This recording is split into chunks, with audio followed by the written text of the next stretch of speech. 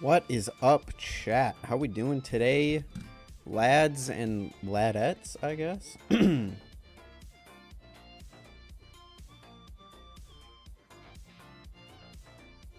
Cadets and... I'm not going to continue that. How you guys all doing? How are you guys all doing? Blade Show has come and gone. And we have seen some crazy stuff. How you guys all doing? Hopefully y'all are having a good week and about to have a good weekend. What is up? It is I. It is me. It is him, the guy with the stuff and the things. What can I say? That's me. What's up, Jimmy? What's up, Tony? What's up, Juice? What's up, Noah? What's up, Ducks? Hopefully y'all are doing well. Doing pretty good.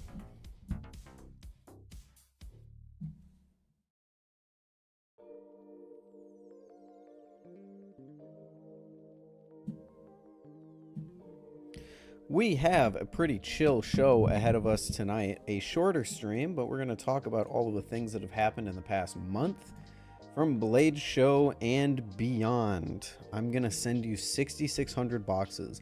I just got the context for that literally as I was setting up stream. Gibby sent Lixie 660 USPS boxes.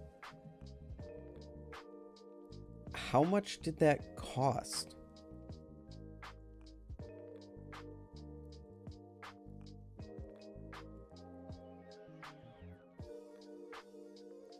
We're assuming like it's free. There's no way they give out 6,000 boxes for free.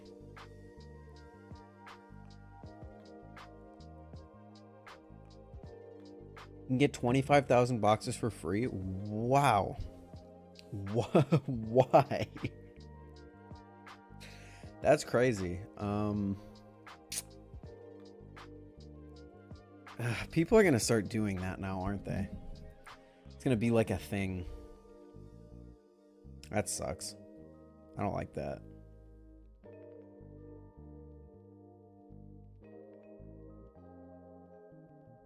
This is going to be like the new thing. Gibby, how do you even think of that? Like genuinely. How do you, whatever. It doesn't matter. Oh man. Sonoras are dropping with color. Wait, I want to see this.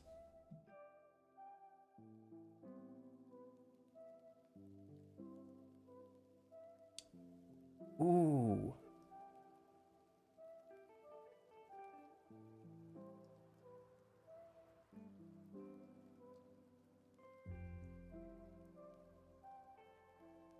Ooh, that looks really cool.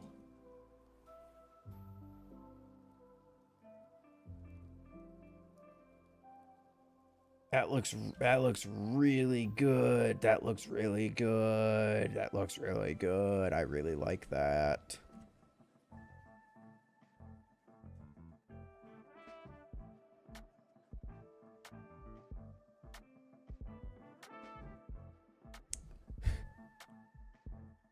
So how you guys been? How many people in here actually went to Blade Show?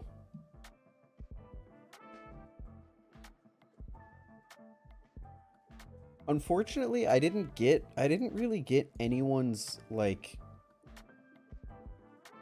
I didn't get anyone's Instagram name at all.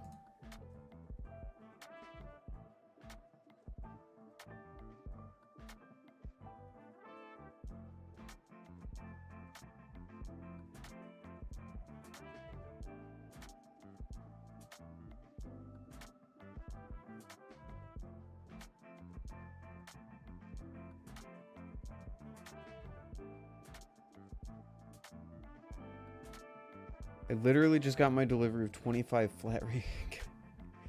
Dude. I mean, it's better than when we were doxing people, but let's not turn this into a thing, huh?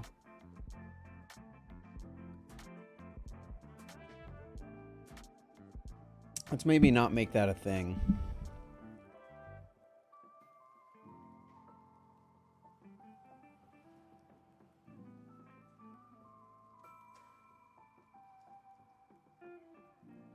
Okay, sorry, chat. So, Blade Show has come and gone. We've lived, we have seen, and we have conquered. And it was a good show. It was a pretty good show. If anyone in chat went, I hope you agreed. I hope you had a great time. We got plenty of content coming out for the podcast mostly, but I've also got a ton of stuff to talk about over on Blade Bias, so that stuff will be coming. And if you haven't seen it yet, I'm sure people in this chat have. I uploaded a 3-minute edit on Instagram, so if you're interested in actual content from me that isn't head mounted, you can watch that. The link to my Instagram is hopefully in the description. I sure hope it is.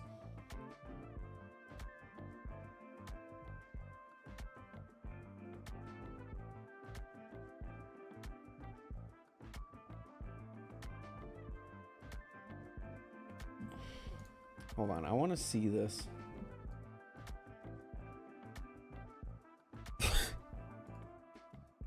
Yep. That's a lot of USPS boxes. Holy shit.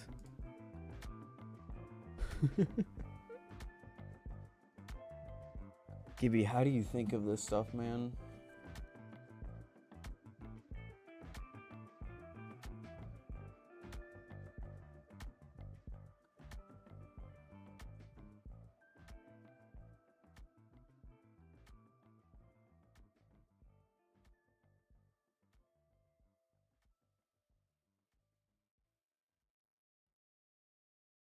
Still debating if the cost was worth it. It's a tough sell, Ted. I'm sure you had a great weekend, and I'm sure it was like worth it for this. I'm sure it was worth it to go at least once. But yeah, every year is a tough sell for how much you said you had to spend on it.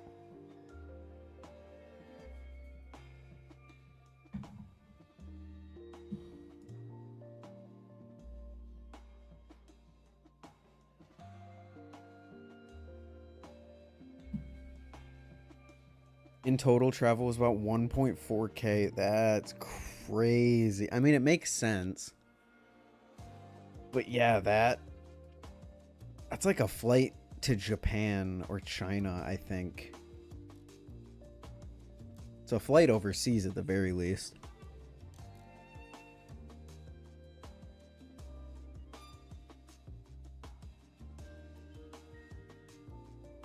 With knives, it was like 2.4K. Okay, that makes a lot more sense. But yeah, it's a tough sell. If you had me spending $1.5 grand effectively every year, I'm not sure I would go every year. I would try and make it out every other year. But I'm very fortunate to not have to spend that much to go each year. In fact, I think I spent more on Balisongs than I did on travel. No, that's not true. Okay, never mind. Did you see the hate on the polar flipper? I wouldn't call it hate on the polar flipper. I would call it people justifiably calling out shitty behavior by a content creator who's never really been totally respected. So I can't really say I'm surprised by the fact that people are shitting all over polar for that, but I also can't really say that I care a ton.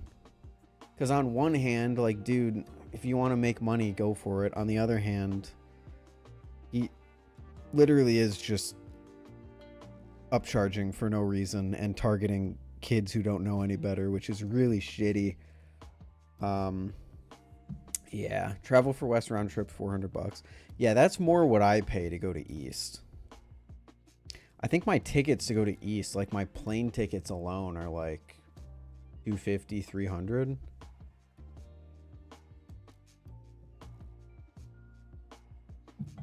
Yo, Ethan. Yo, Toast. It's my first time seeing your live. Just want to say that you're amazing. You're the reason I started flipping. Thank you for the content. Hey, thank you for the kind words, dude. I'm happy that you're in the hobby because of me. That's very cool to hear. I hope you're enjoying it. Are you going to Blade Show in October? Almost assuredly not.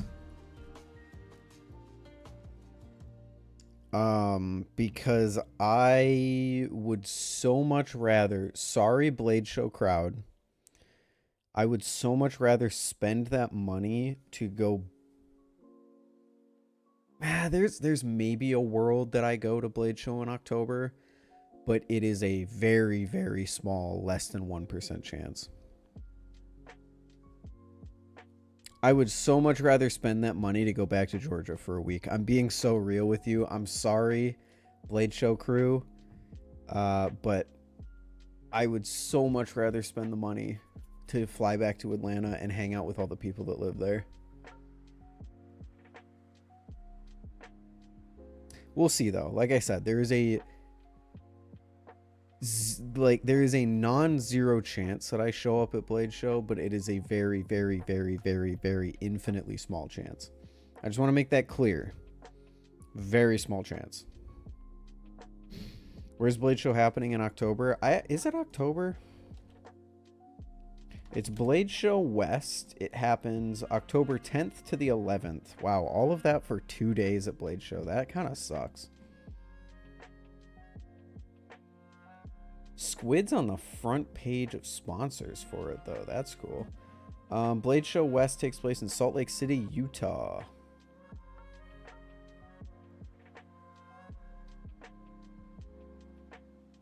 What were we talking about? Oh, yeah, the polar flap situation.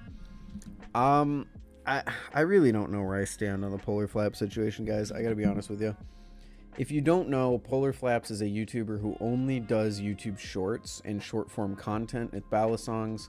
None of it particularly useful whatsoever. Basically just engagement bait for children that gets, you know, hundreds of thousands of views. He is releasing a Balisong that is just something that he bought off of AliExpress and is charging $20 more. You can buy it off AliExpress for like 10 bucks. He's charging like 30 bucks for it. On one hand, I'm like, dude, I couldn't give less of a shit. Polar affects this community in zero way. On the other hand, it is shitty what he's doing. But like, shitty people exist. Balisong flipping was upcharging for half the things that he was selling for a while. What do you think of the ranking of the final 3 of CWM? It went, I have to remember, it went Crescent, Bobasong, Flare. I think that was the most likely scenario. I am a little tiny bit disappointed that the Bobasong isn't going to be a production knife, but I am also simultaneously excited for the Crescent. Now that voting is over, I can say that I voted for the Bobasong. And I wasn't like the biggest fan of the Flare. I like it, but I like it the least of the 3. I really can't be mad though. The Crescent and the Bobasong were really kind of on the same level for me. He claimed he designed it. He also said he's only in the hobby for money and was a massive asshole in VC. Yeah. Sure. But like, I don't know. Maybe I don't care because I'm jaded. Shitty people are shitty people. What are you gonna do? He literally has never done anything of note to like the actual core hobby. No one comes in here saying Polar Flaps got me into flipping, you know what I mean? So I just kind of lob him in with Balisong flipping as like a guy who's just kind of like an ass and doing things for attention or doing things for money. I can't really blame someone for doing something for money. I think that's what it is. Like, I don't really have a problem if someone's only in the hobby for money. It's a valid reason to be into something. If you're able to make money off of something, make money off of it. Just don't make money off of scamming kids who don't know any better. I guess that's the problem.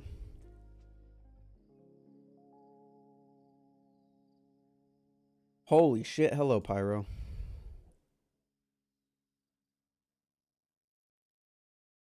They doubled down, made them all production. I don't think that's going to happen again this year, Ted. Knowing their experience on making all three of those, I really don't think that's going to happen this year.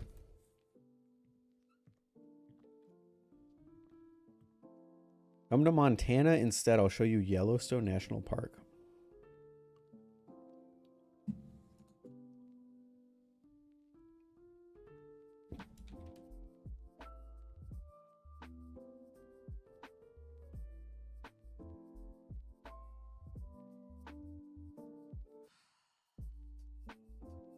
Am I stupid? Oh, okay. I was gonna say I didn't think Yellowstone was in Montana. I didn't know it's in parts of Montana, but it's in Wyoming. Wow. Yellowstone's farther north than I thought it was.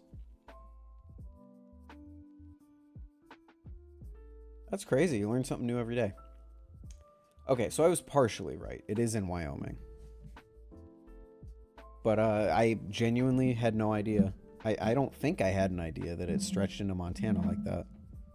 That is pretty cool.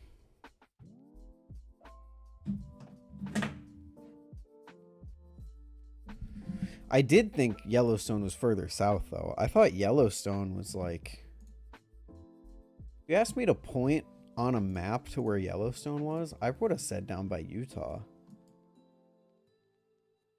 I might have even said down by New Mexico. It's just Yellowstone. What am I thinking of that is down in New Mexico? I'm thinking of the Grand Canyon. I'm stupid. Okay. It's one of those days, chat. It's one of those days where I'm just being stupid. No, Yellowstone's farther north than I thought.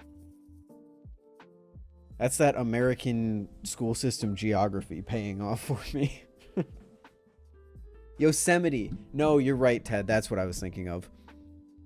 Yellowstone, okay, Yosemite. Yosemite's down there, isn't it?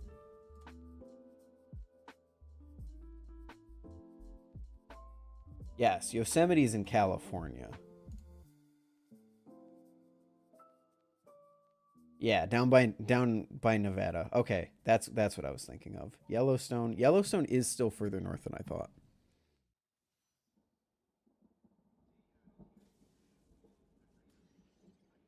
Can you show off your top 10 Balisongs? I won't show them off, but I can tell you some of my favorites. The SlifT, the Prisma Pro.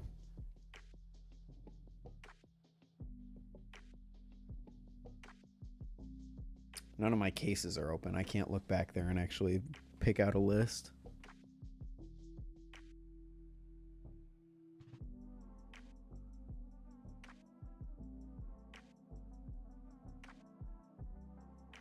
SlifT, Prisma Pro, SlifT, Empusa, Kraken,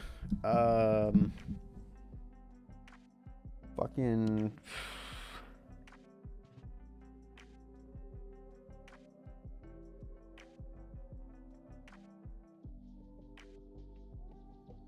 God, I don't actually know what my top 10 Balisongs are. Charlie, there's a name I haven't seen in a little bit. How you doing, man?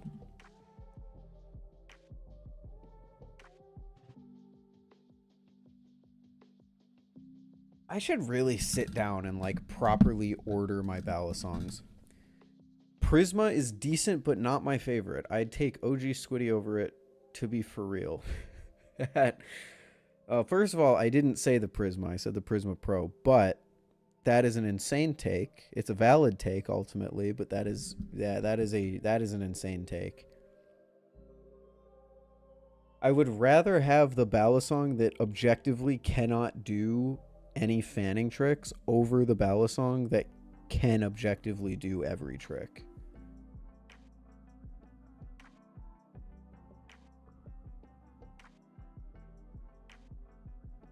Like the Pyro, oh my god. The Squiddy is one of those Balisongs that I consider to fail as a Balisong because it can't. It just can't do some tricks. I can fan on it. Yes, you can fan on it, but once you start doing anything more advanced than a normal fan, it falls apart. So any fanning based trick, because it's incapable of teeing out, you just can't do it. Try and do a choker fan. Good luck. Palm fan. Any cream soda style fans, no shot. there any way to fix the sharp side of my Bowie Kraken hitting the inside of the channel? I've seen tightening the screws helps with that sometimes, but I'm assuming since it's a Kraken, your screws are probably tight. That is just a handle gap degradation issue. I'm not sure if you can, like, fix that. You forgot one in your video. I am going to make you explode in Minecraft with my mind. You and Oatmeal and Brandon. See if anyone else chimed in on that comment thread.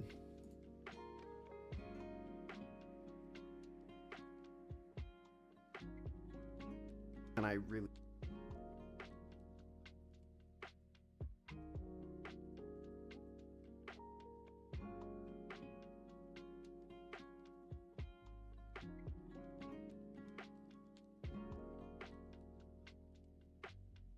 No.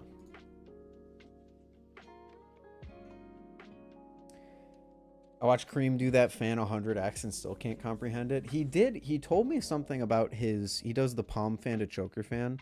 And he told me not to use my thumb. And that kind of changed the game. That kind of changed things for me. Are you going to review the Glider Meridian? No plans currently. Mostly because I already have a huge backlog of stuff right now. I've got the 5 things sitting on my desk behind me to talk about. I have the Stitch V2 to talk about, which should be coming in a little bit. I have... It's a month old. I would reach out to Squid then. The Kraken shouldn't be impacting the channel after a month. That's not... My fingers can't do that without the thumb. Yeah, it's weird to do it without the thumb, but it kind of changed things for me. I haven't practiced it, but now that I know he doesn't use his thumb, I feel like I could get it if I grinded it for a little bit. But yeah, Glider Meridian, probably not. I was really hoping to try one at Blade Show. Unfortunately, couldn't find one, and it is far down my list of priorities right now in terms of purchasing one. If I even can still purchase one, I might not be able to.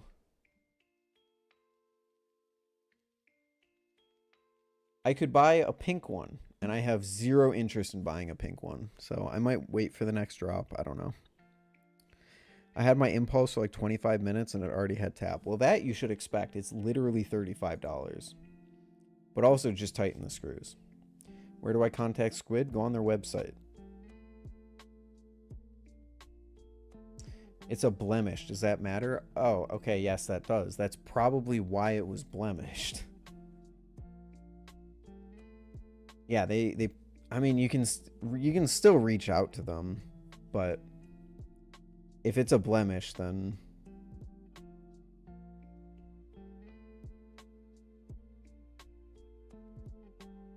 blems are... Oh, you're right. Blems are only visual. Yeah, I mean, still reach out with it. Still reach out to him. I don't know. It seems like Squid QC has kind of fallen down a hill a little bit, so I don't know if they still consider blems to be only visual.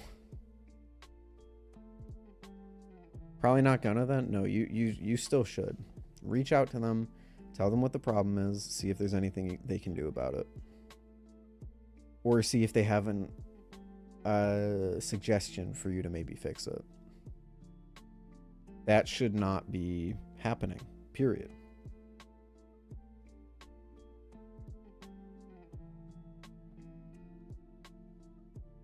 I agree with you, Pyro, but times are tough, man. I don't know.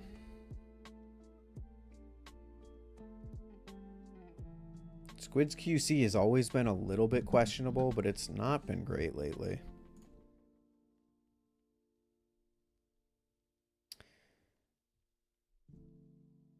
They handed my Kraken to me from the tuning booth with undersized bushings and all 4 washers facing the wrong way. I'm surprised they just still do the tuning booth, man.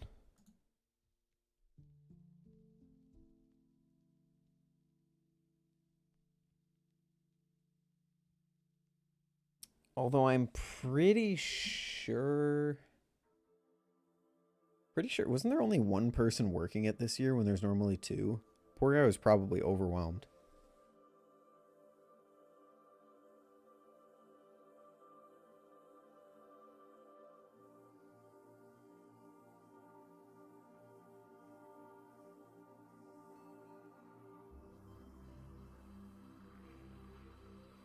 But yeah, go on their website. Vinny was there doing it all. Yeah, poor guy. Poor guy. Squid Industries. Go on their website. Scroll all the way down. Click Contact Us. And fill out the form.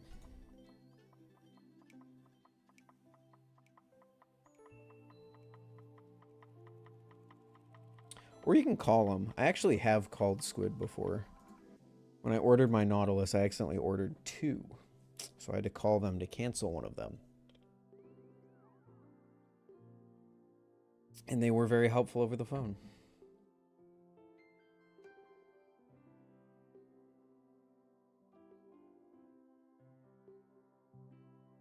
Yeah, undersized bushings and all the washers. I think Brandon also said he heard some horror stories from the tuning booth at Squid this year.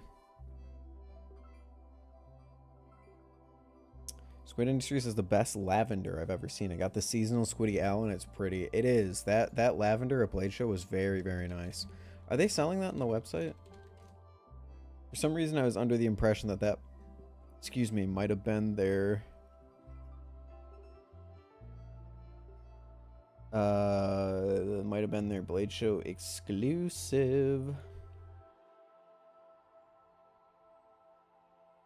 Well, they are selling it on their website. I mean, it's sold out, but $100 for a Squiddy AL. The one thing I looked at at Blade Show was their Sapphire Krakens, both the Kraken trainer and the Live Blade Kraken. It looks so cool in pictures, but I would never pay the $30 upcharge that they're charging for that thing after seeing it in person. It's just not as vibrant as I thought it would be. Oh my god, it's a $45 upcharge from the normal Kraken trainer.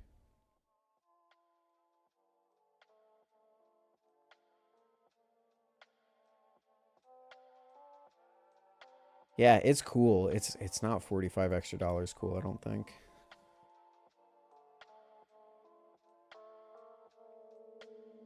I'm just hoping no one got my destroyed blade since it gave me back a mint one. I was gonna say I'm sure they didn't, but honestly, I've got no idea.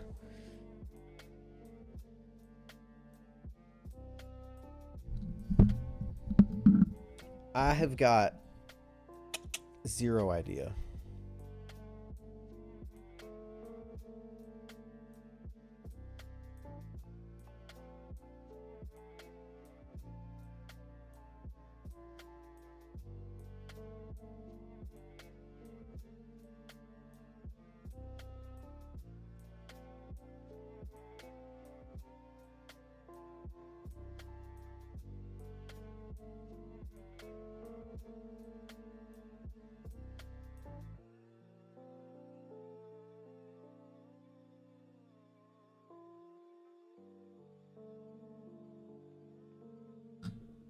Dude, I mean, I was gonna ask if anyone in chat went to Blade Show, but I recognize all the people in here who went to Blade Show.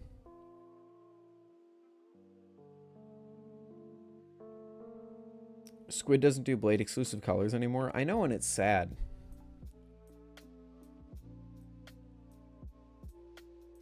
It's sad. What'd y'all think of the live knot? I am a knot hater, so take my opinion with a grain of salt.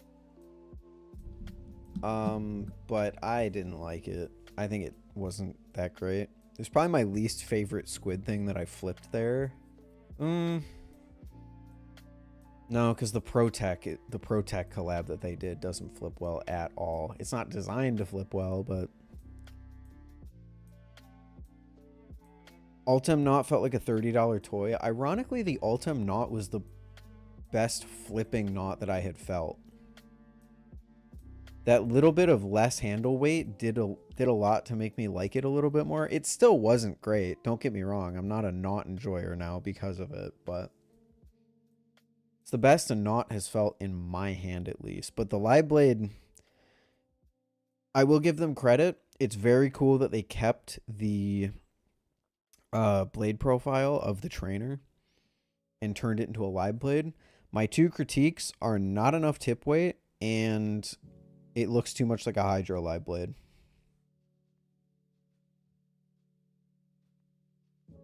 And then there was the live blade Mako, which didn't flip very well either. But for $175 for an American-made bushing live blade, I can't really complain that much, considering that that's kind of competing with the likes of LDY at that price.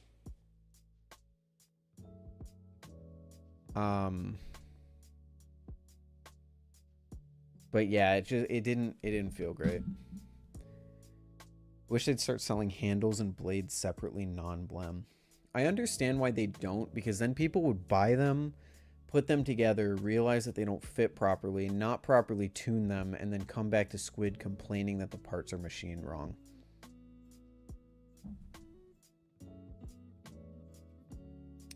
That sort of like build your own construction thing relies fairly heavily on the customer having reading comprehension skills to like read the disclaimer that they have to tune it themselves. And it's probably something they just don't want to deal with. Plus, managing that amount of inventory. It'd be cool if they did it, but I don't know if it's a realistic wish. Big agree on the not enough tip weight. Yeah, it just didn't fan well. It just didn't feel great.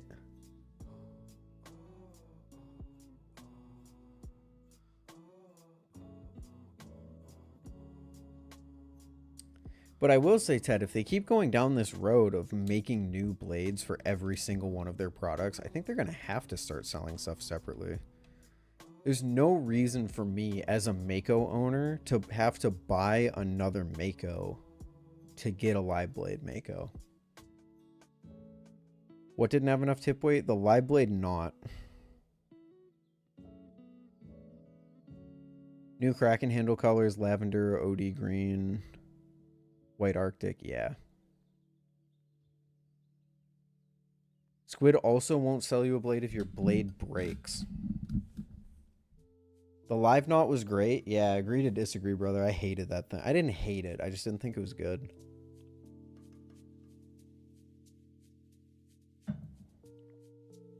You're delusional. They call me out of my mind.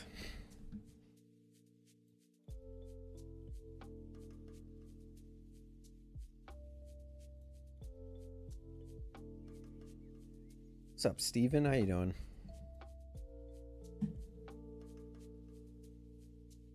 V1 not goated? Nah. I'm gonna have to send my Kraken in. That's expected, but at least they can fix it. I'm assuming they're gonna have to do something with the Zen pins, or maybe the nipple on the blade. But yeah, if you're having the blade impacting the channel a month after you bought the damn thing, that's a big issue in and of itself. That soon after buying it, that's an even bigger issue. Gonna miss it. Squid, this was 3 years ago. Squid had my Nautilus back to me within the week. Squid was very, very quick with their warranty process. Ultimately, the warranty didn't do anything, but not anymore. Damn. Can't have anything good in this world. I have to give them credit. It was a huge positive point in my Nautilus review process that they had my Nautilus tuned and back to me before the end of the week.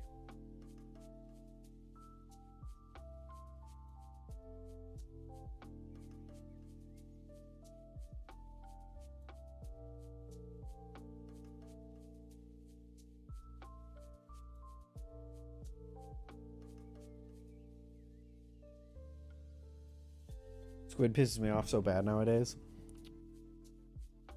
Yeah, I think that sentiment is fairly well shared.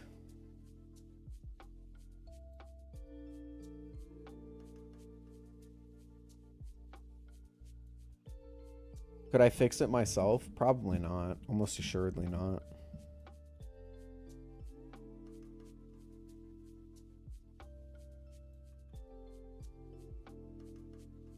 Wait. I guess I should clarify and ask you this. You're saying the blade is hitting the channel. In what way? Wow, that... Hello? There we go. Is the blade hitting this part of the channel? Or is it hitting, like, inside on the back wall?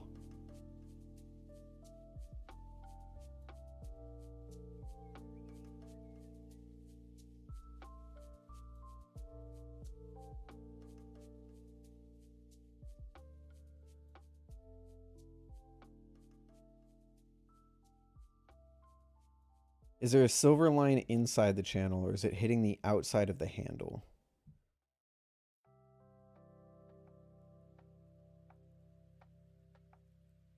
I don't care. They actively run themselves down to make new innovations instead of just being baseline good.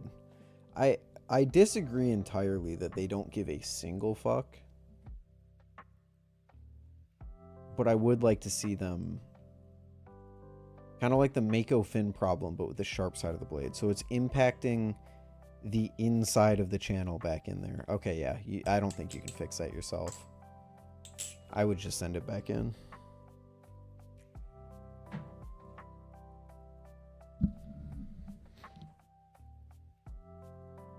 It's a good way of describing it, though. That is going to destroy your blade, though. So, yeah, they better fix that. Especially on the Kraken. The Kraken was always like the last bastion of squid quality. At least in my eyes it was. Where like they'd have all these issues with like the Nami or the Mako fins or the Mako gills. Anything like that. But the Krakens like always still came out real nice. Seems like it's not entirely the case anymore. I'm gonna cry if I can't fix the aluminum Damascus Sirius. I don't...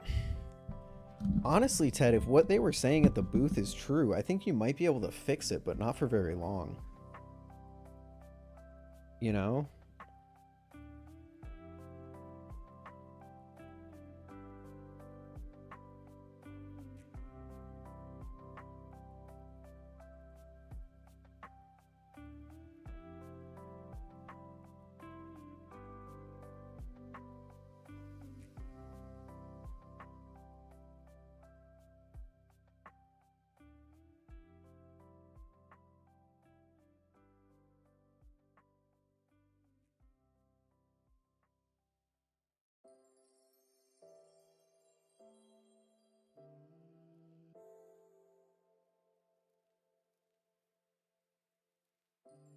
You need to replace the Zen pins because it'll get more durable as it bends and morphs.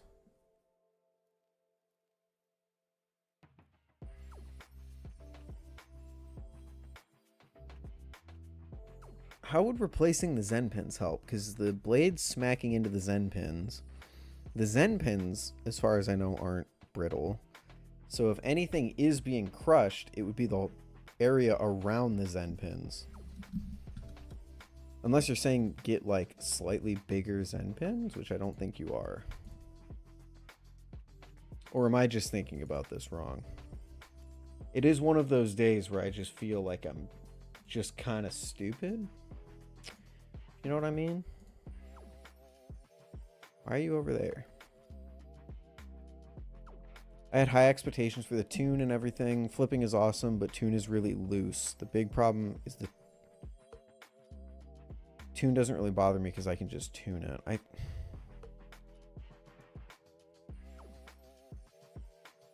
I would just send it back to Squid. There's a chance that if you tune it, it would fix the issue, but I really would just send it back.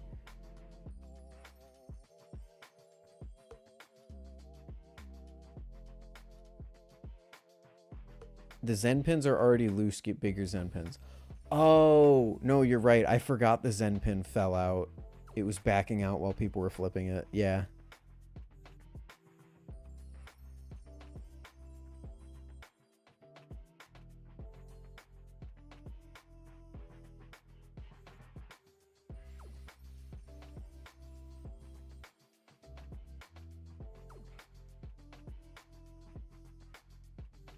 It seems like it'd be a nightmare to figure out. Definitely going to send it back, though. Yeah, you should.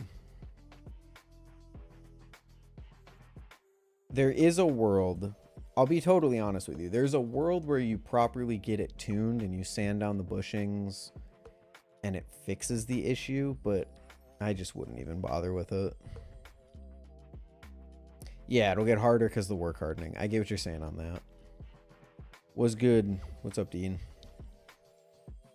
A tune won't fix it? You'd be surprised, Pyro. I have seen some cases where someone tunes up a Balisong and it increases the handle gap slightly. I don't know what the fucking wizardry physics are on that one, but almost done with my other TI Kraken handle in Minecraft. What blade should I go? Tonto, Bowie, Weehawk, or Trainer? That's usually a slight fix. Yeah, but that might be what this needs.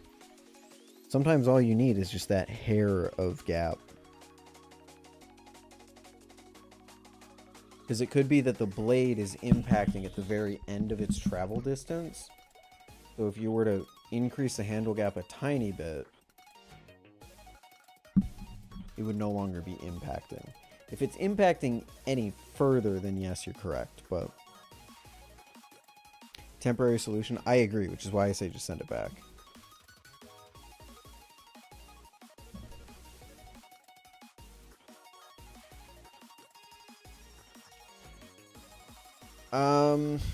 I mean, if you're building it in Minecraft, Tonto probably, right?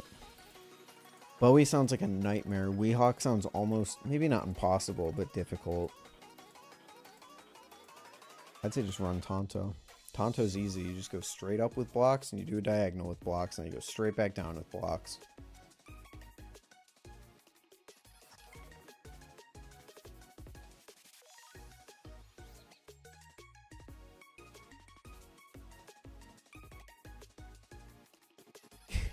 Just almost opened Minecraft. Oh my god. What, was I gonna open it up and build a Tonto blade myself? Dude, my brain, it's in another dimension right now. Oh my gosh. I have not been the same since Blade Show.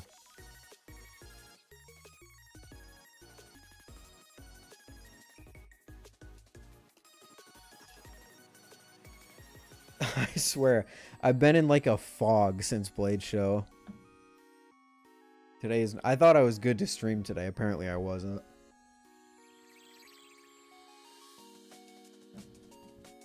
And I had yesterday off too. I had a full day off.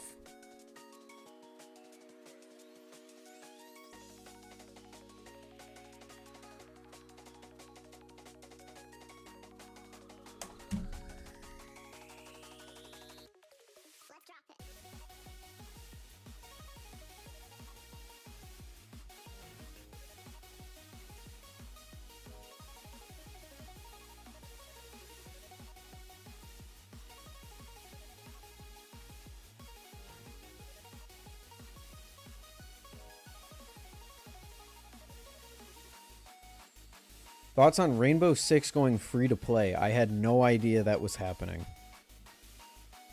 I don't have any thoughts, dude. I think is Rainbow Six not dead? Is Rainbow Six like Apex, where I thought it was dead, but it's actually like thriving? Rainbow Six is not dead. Okay. Let's see the last time that I played Rainbow Six Siege. June 3rd, 2021. It has been 4 years. A new era of Rainbow Six Siege has begun.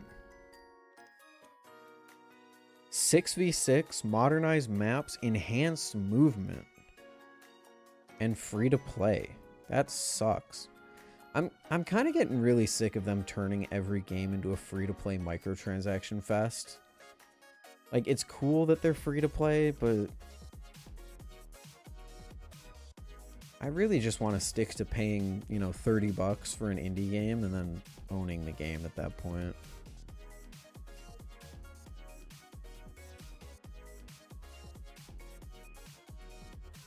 But yeah, unless they like, they would have to completely change the foundation of Siege to get me to go back. Flipping the squid trainer till I get my Kraken brack? Yeah, fair. Apex has gotta be dead. Apex is not dead, dude. We can Steam charts Apex Legends right now.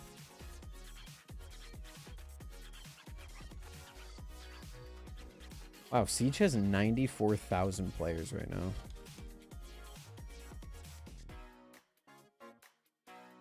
Apex Legends currently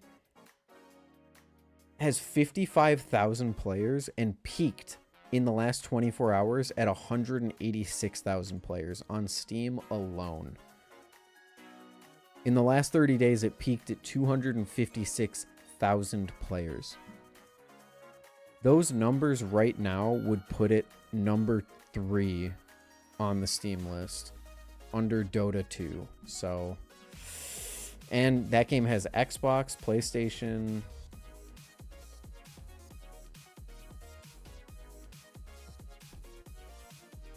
Can't play ranked. Do you have to like buy a ranked token like they did with CS when that went free to play?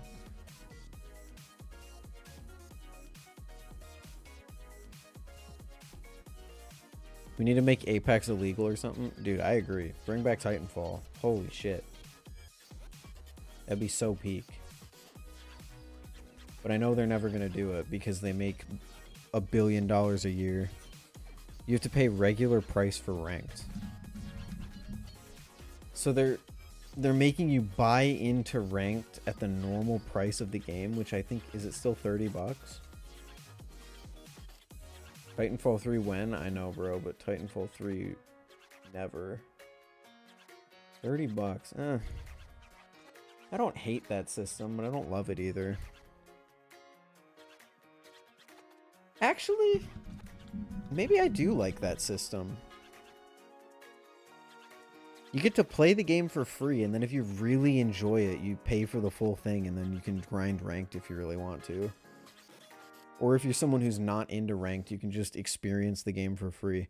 That's actually not bad. I don't hate that system on paper. In practice, it probably sucks because I don't trust those devs to implement anything well. It's like an infinite trial.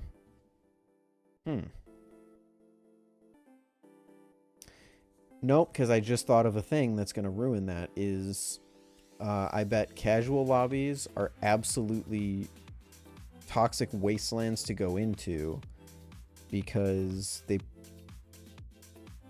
there's probably cheaters everywhere.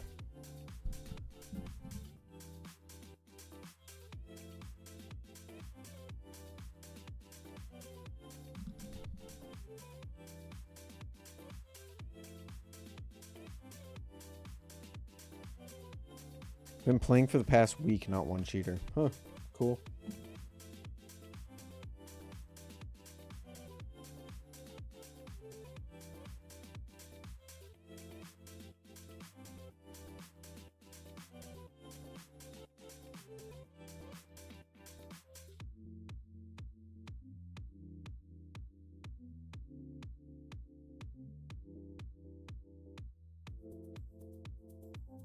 How you enjoying that Prisma? I'm loving this Prisma, man. Freaking sick.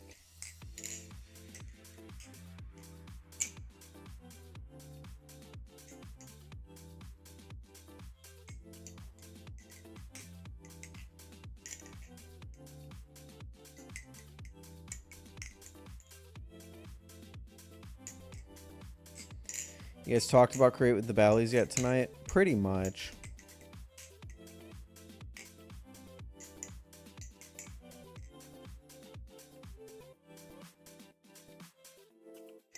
Hey, Ethan, it was nice meeting you at Blade Show, and I'm glad you're back from your break. Hey, likewise, dude. It was great to meet you. I hope you had a good time at Blade Show. Wish I could have had an impulse when I started. You and me both, dude. Does the Squid Trainer V4 live up to your expectations after having the V2? Oh, I forgot. You guys haven't... I already recorded the Squid Trainer video.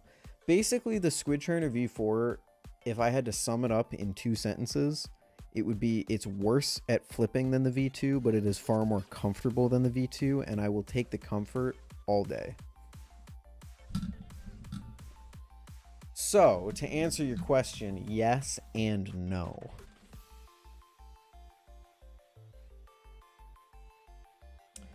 But Steven, Krake in the Valleys basically went kind of the way I expected it to. It's tough because I genuinely still do believe that any one of those designs could have won. But I'm not surprised at all to see that the Crescent did. And I'm happy. Just got my friend to buy an Impulse, so possibly new member to the hobby. I need to do my follow-up on the Impulse. Don't let me forget about that.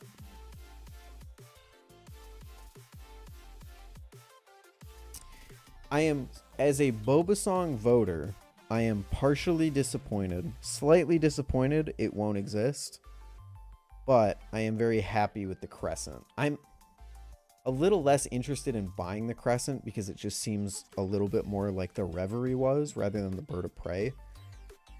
That is to say, a little bit more basic seeming, but I'm sure it's going to flip great and it's going to be a cool addition to their lineup. I'm interested to see how much it costs.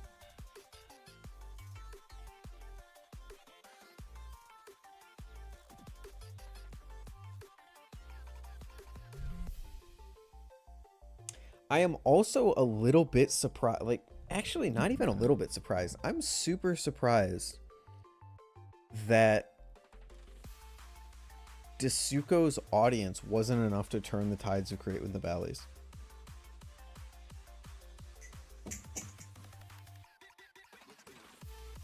Like, this is the first time we've had a... No, it's not bad at all, Charlie. I just totally expected this being the first time that we see a semi-well-known YouTuber enter Krake with the Valleys and actually get up there.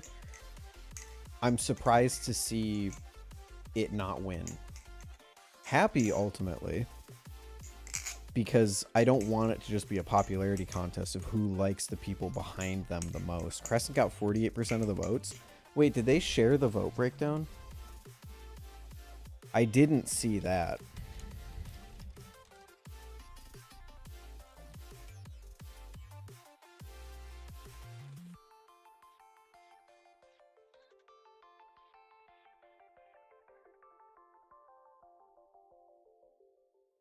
Oh, they did.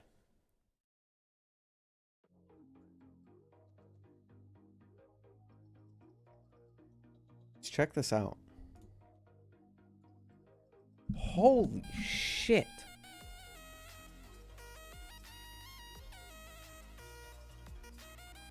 Wow.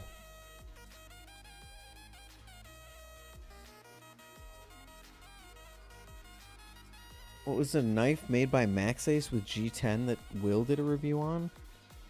Probably the Serpent Striker?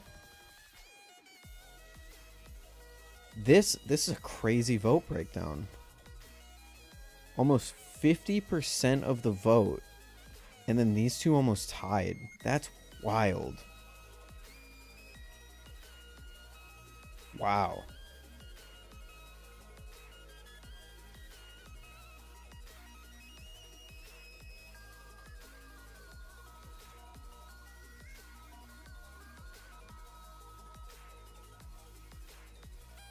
Did Shattered enter the Riptide again? Or is this just from last year?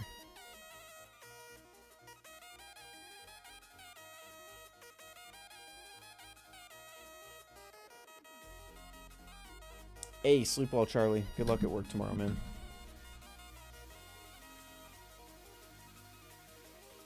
I wonder if we're going to have to wait as long now for them to actually produce the Crescent as last year's. Probably. Because they still are producing the other two. Just not They still have to prototype the other two, which is probably the lengthiest process. So I'd say we probably won't see the Crescent until early next year.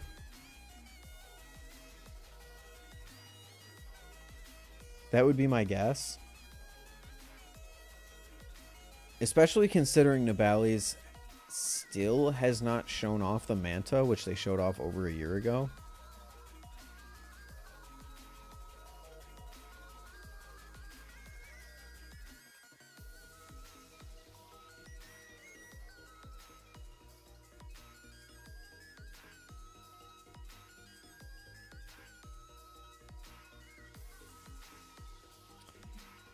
Hey Ted, are you still here?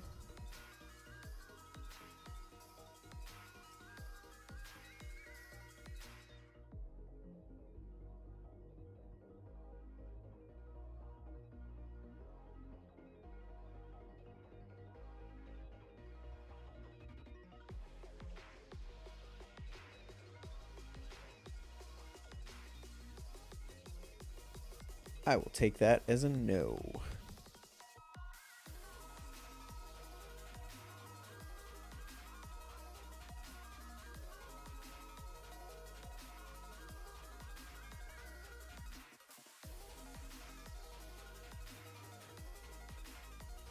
Wow, they gave the Bird of Prey an extensive design breakdown in the description. That's very cool.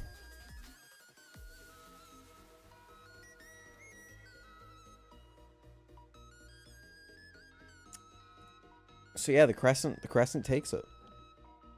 Big congratulations to, I believe it was Jappy, Balisong, and Ivy were the two that made that. Very cool and very surprising to see the vote breakdown. I was genuinely not expecting it to be such a... I don't want to call it a washout, but... Thoughts on hashtag Battlefront 3? Bro. It's not happening. I don't know where... The internet gets so hyped up about these third games. Titanfall 3, Half-Life 3, Battlefront 3... None of them are ever happening, dude. I have been a part of a lot of very delusional subreddits losing their mind because they think that the game's going to get revived. And one time it even did get revived. Gigantic got revived after years of people speculating if it was coming back or not. Only to then die again because the devs just fucked it up entirely. We don't have to talk about that. It still hurts to this day. The Battlefront subreddit thinking that just because the game is getting like 50,000 players to play it, that means that they're going to do a Battlefront 3. It is the most delusional thing I think I've read on the internet in a long time.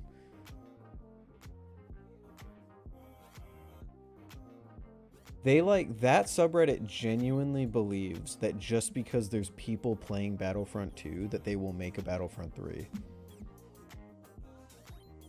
And I don't even mean because people are playing it. They believe that after years and years of no one playing the game, just because people are coming back to it, then they're going to put a Battlefront 3 into motion, even though 3 months from now, no one's going to be playing Battlefront 2 anymore.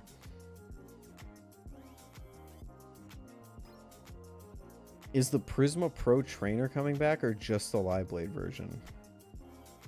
Neither? Where are you getting that information?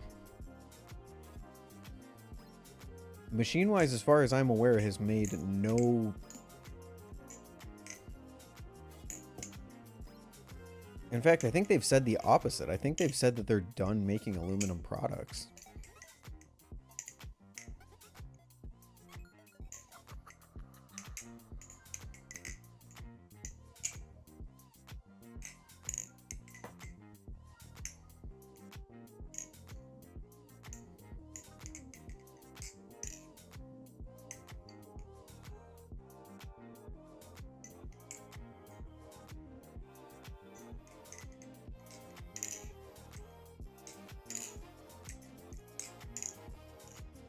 Had to grab my roommate from the airport. Okay, I was asking about you earlier. Ted, are you aware that the Bird of Prey is currently in stock on Nibali's website?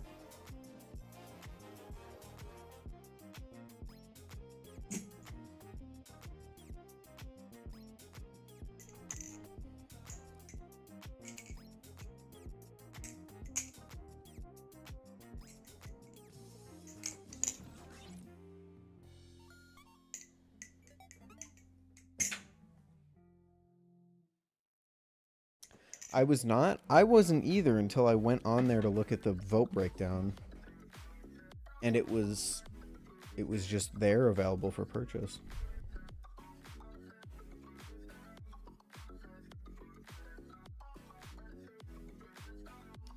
Might have to wait though. Rent's about to hit. I hear you, dude.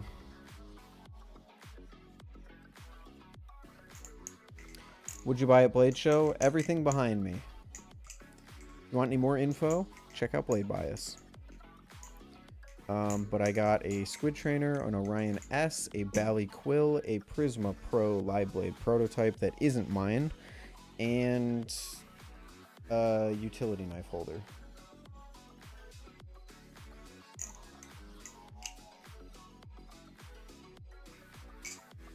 So how was Blade Show? It was good. I think the show itself, at the very least, lived up to previous years. I think the events that happened outside of Blade Show were even better than previous years in some ways. But the show itself, while maybe not like... The show itself maybe wasn't the best it's ever been. But I think that's just because I didn't do much. Like, I didn't record basically anything. I didn't really get to hang out with the people that I normally hang out with, like, in the show specifically. It was a very whirlwind event, so I can't really say it was better than last year, but it at least got onto the same level as last year. What's up, Benjamin? How you doing? But it was good. It was a little bit crowded, though. Anyone else feel like the Balisong section was very, very crowded compared to normal? Like, I felt like everywhere I was standing, I was elbow to elbow with other people. You didn't buy anything last year, right? I did. I bought a Sasori last year.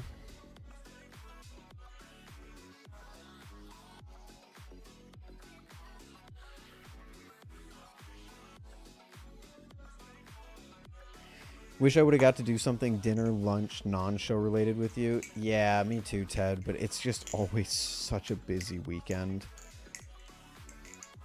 How can I get one of those utility knife holders? This is the Rivery Manufacturing Zero. Pretty sure you can just buy it online. It's a very fidgetable manual OTF utility knife blade that I got. It was a blemish. They sold for 70 bucks. I think they normally go for 90.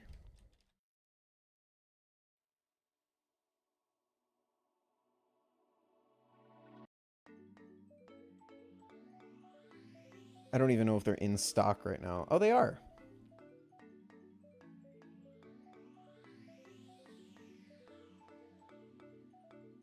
You can get a black one right now for 70 bucks on their website.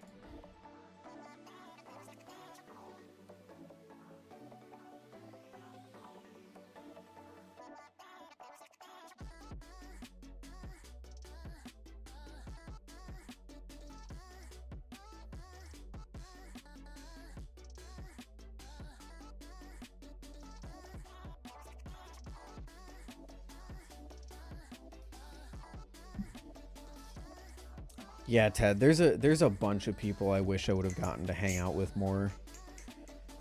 But alas, a weekend is a very short amount of time to get to spend with a bunch of people that you want to hang out with. LDY basically said good luck to fixing the gap on my on the Damascus Sirius. That sucks, but also kind of what I expected.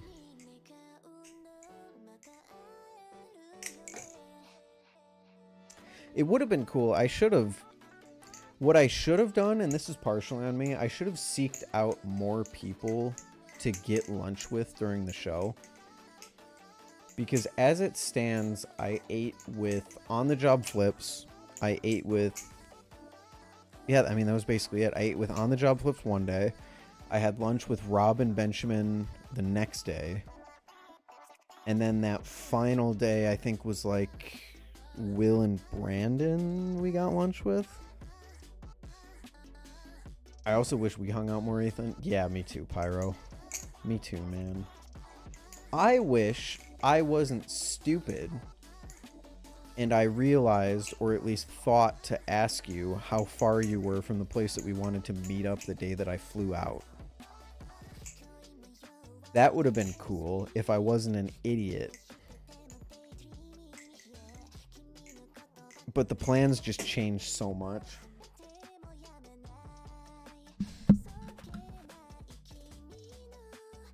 I also should have asked when you were leaving. I mean, fair, but I also should have left later.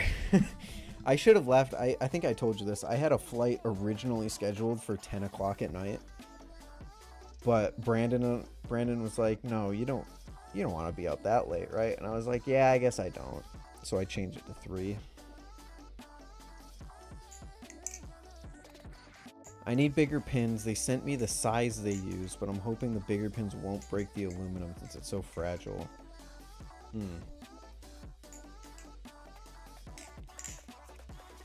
Maybe...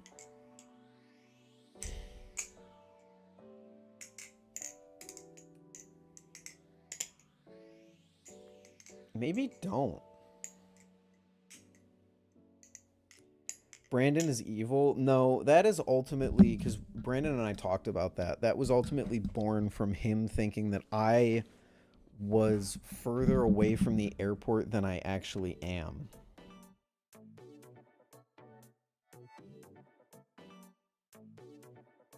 That was born from him for some reason thinking like that I had like an hour and a half drive from the airport.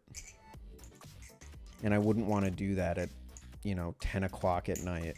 Which, I mean, or actually it would have been 12 in the morning. Fair, because, considering I'm not in New York City, people just think that there's rolling fields for hundreds of miles and nothing in between them. Do you think we'll ever have a Minecraft YouTuber incident in the Balisong community? What the fuck kind of question is that? But also, we kind of already have. You remember Koitlin Balisong, whatever the fuck that guy's name was? That guy was probably the closest that we'll get. Oh yeah, Painted Smile. Yeah, that was fun. I mean, not directly, Dean, but there have been people who just post weird shit. Koitlin always posted about some, underage girl he was seeing in Brazil or some shit. Underage by US standards, I guess. So,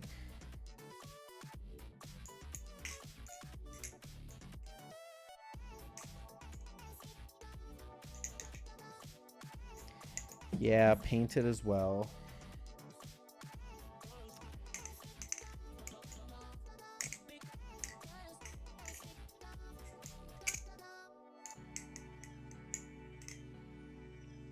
We got some weirdos. Every community has weirdos. There isn't a single hobby you could point at that doesn't have weirdos in it. So I don't really think that's a Balisong specific thing at all.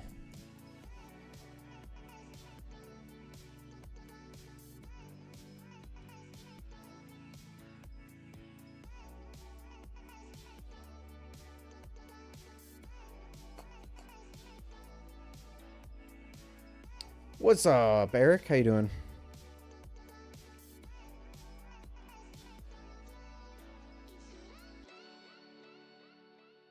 Brandon's... oh, yeah, that's why Brandon's evil. I have a revolutionary idea for Balisong. Make a sharp blade, but make the safe side sharp and the bite side dull. Bro just invented a sheep's foot blade. Or a Warncliffe blade.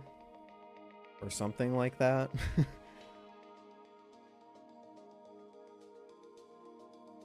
My Instagram got hacked, but could be better. Oh, dude, your Instagram got hacked?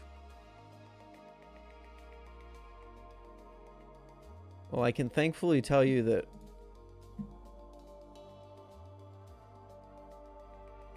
I can thankfully tell you that the account hasn't messaged me anything weird.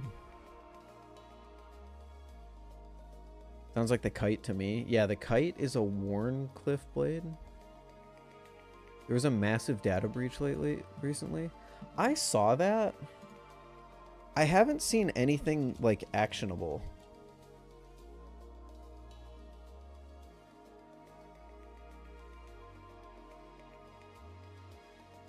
Yeah, 16 billion Apple, Facebook, Google, and other passwords leaked. But when I first saw this headline when it dropped, I didn't see anything that actually concretely proved that this had actually been a thing.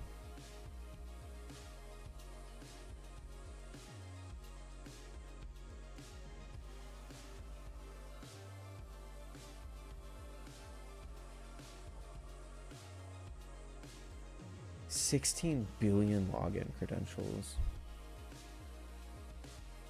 Is it actual credentials or is it the hash that they use?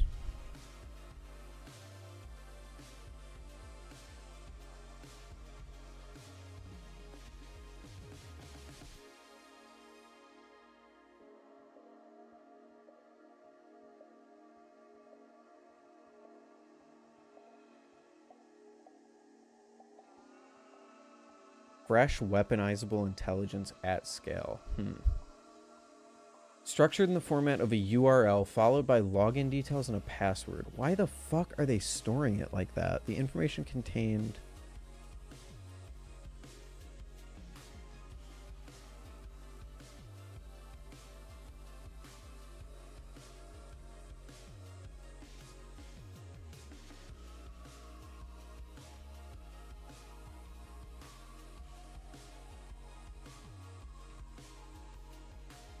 There's just no way they should be able to just do that.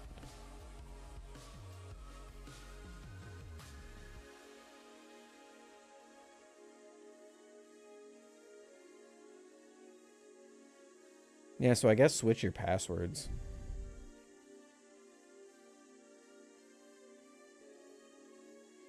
I really should get a physical USB key for my password management. That would be nice. Yeah, that sucks. 16 billion is crazy. What's your thoughts on the Stitch V2?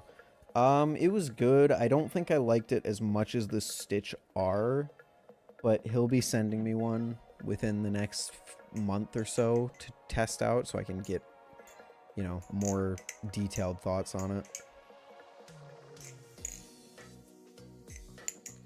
What I miss? Not much. Been a pretty chill stream, just kind of talking about Blade Show, create with the Balies, stuff like that.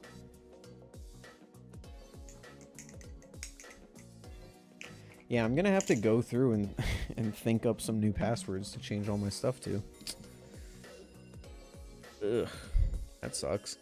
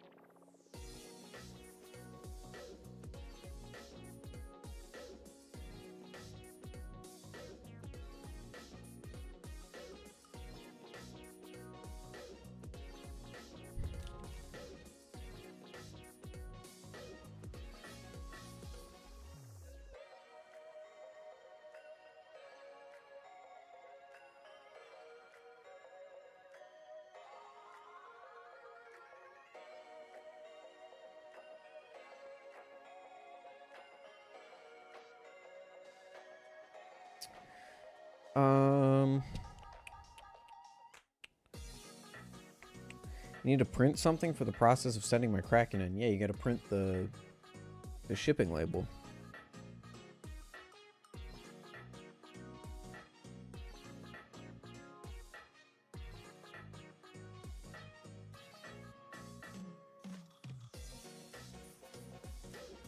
Yeah, can you print stuff online? A library, a school, anything like that? What's up, Hop? Might have been my favorite thing all weekend. I didn't get to try it for as much time as I would normally like to. And Blade Show, honestly, everything blends together. Everything that you try at Blade Show at least feels good. But developing more complex thoughts than that is very difficult. Which is why it took so long for me to figure out the Sasori. Because flipping at Blade Show just feels different for some reason to me. So I didn't really get to spend a ton of time on it. I know that it felt like a cross in between the Stitch and the Stitch R, but I don't think it went Stitch R enough for me to like really like it more than the Stitch R. It was still a little thin feeling to me, which was a little disappointing. But I'll have more detailed thoughts in a little bit when Stitch sends one out, or when Bandage sends one out. Pretty cool meeting you in person at the show. Likewise, dude. It's always very nice to put a face to the name. We're living in the golden age of Balisongs. Where just about everything is pretty good. Yeah, I can't really think of any Balisongs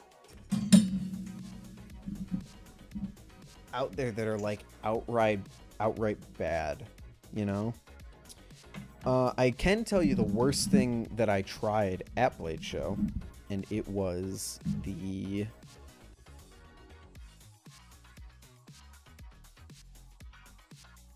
Brandon Balisong butter knife, but no, that's not true. It was the Atlas. The B.A. Bally's Atlas sucks. Like, whoo boy, I cannot believe... Actually, I shouldn't say that. It puts into perspective why they struggled to sell as much as they did. Because the Atlas was really bad. Do you think it would be good if the hobby got as big as baseball or something like that? Obviously, I'm all for growth. The community would become a lot more annoying, but the reality is that would never happen.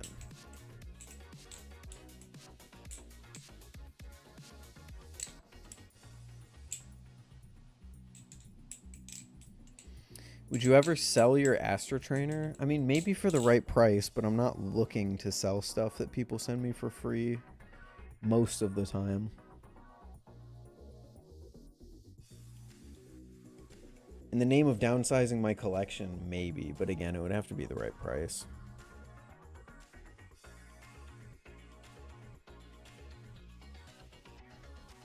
But yeah, if the hobby got as big as baseball, the community would be a lot more insufferable. It would be a lot less tight-knit, which would be a bad sign. But then you would have more people willing to buy into companies and watch content creators. You know, there'd be more people watching Will and Brandon. There'd be more people watching frickin', you know, Ghost, Buffness, people like that, which I think is always a good thing that people are watching creators. There'd be more people to buy, excuse me, more people to buy Pyro. Bro, you can complain all you want. Those are the people who are uploading. If you have a problem with it, upload yourself, please. It'd be awesome to have more people buy into Machinewise, Squid, Zippy, EPS. I can't change anything, so I won't.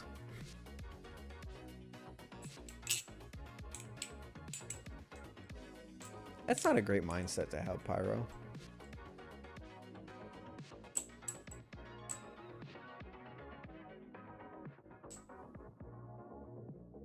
Traded it for a Kraken. That's crazy. It's crazy that you got the better end of the deal. Oh yeah, you traded it for the Lavender Kraken, didn't you? Or did you? You told me this at Blade Show. I'm sorry. World Series Ballycomp.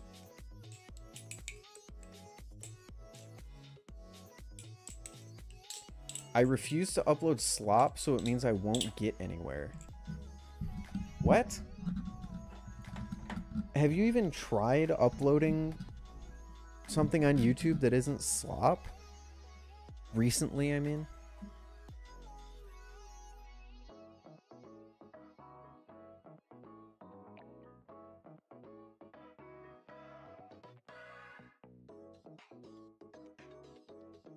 Haven't uploaded recently, period. So yeah, how do you know that? Oh, dude, I just typed in pyro. Fucking.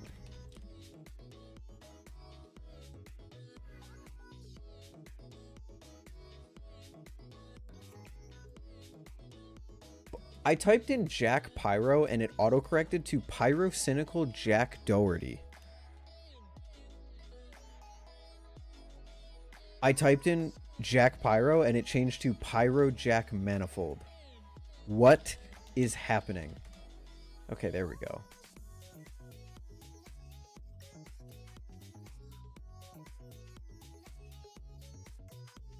Holy shit. Oh, are you? You're still DJ Eyeless Pyro on YouTube, aren't you?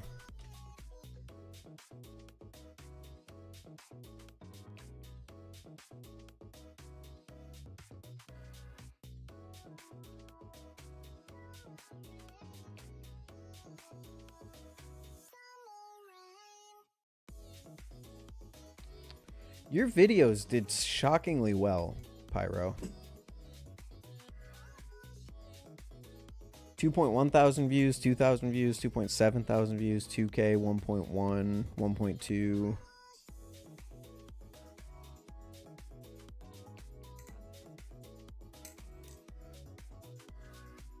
Oh, that's what it was.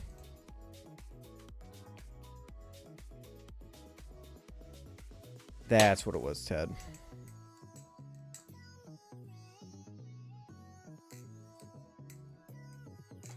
Yeah, I think now really is the time. If you want to see change in YouTube, now is the time. Do you know any other communities that are similar to Balisong, like Yo-Yo or Cubing? I can't say I do because I'm not a part of them.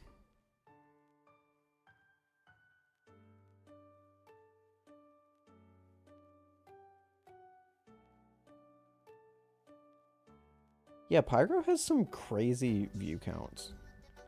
36K, 26K, 31K, 14, 13, 6, 3, 15, 16, 18, 10, 12, 10, 12, 4.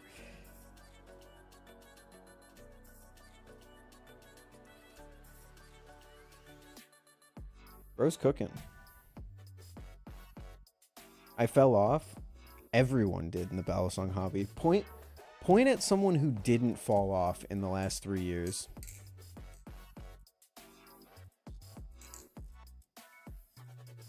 But yeah, I really believe you got to be the change that you want to see in the world.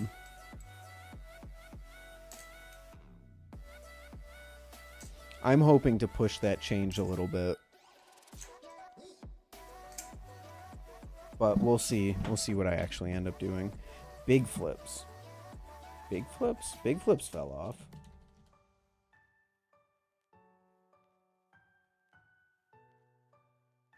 Yeah, big flips absolutely fell off, bro. And I don't say that to be like a mean thing, but this dude used to get 400,000 views.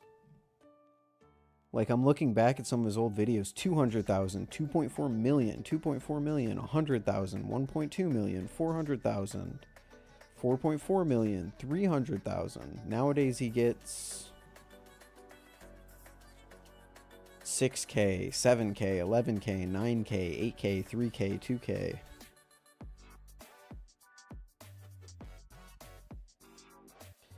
I don't think there's a single Balisong YouTuber that hasn't fallen off.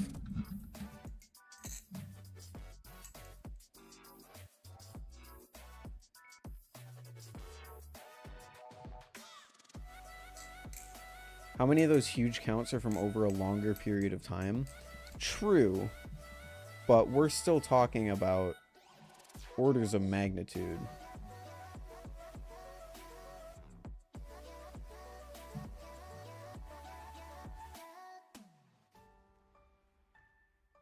Big Flips recently did a tutorial on a trick he learned from me, though, which is incredibly cool. Really? That's super sick.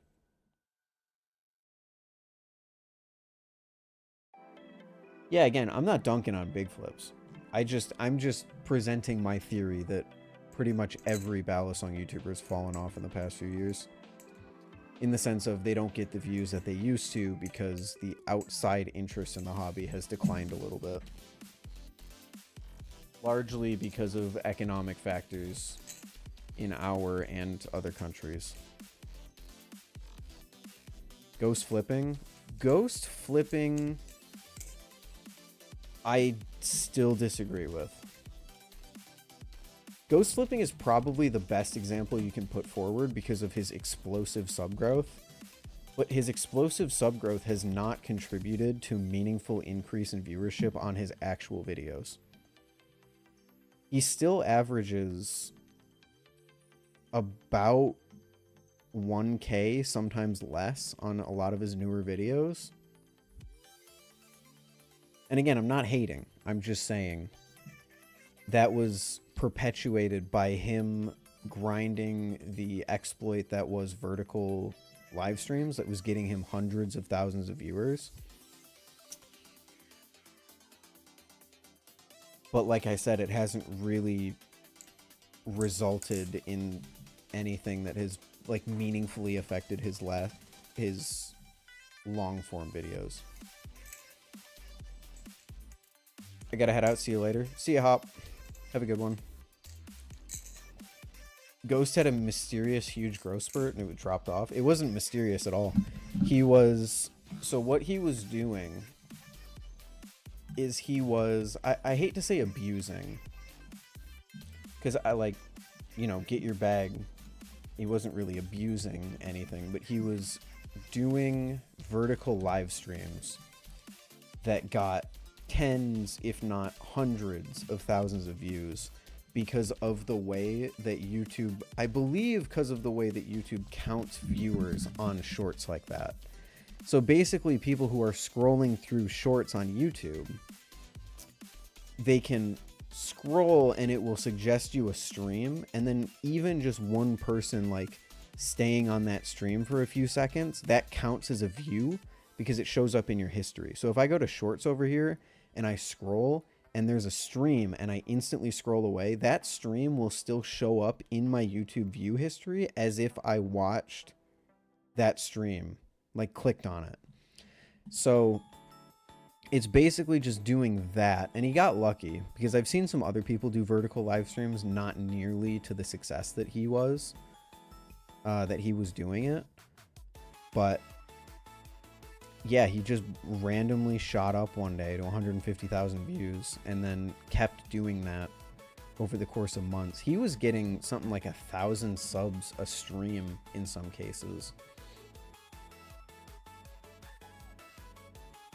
But that was basically just because YouTube was suggesting it to people in the shorts feed.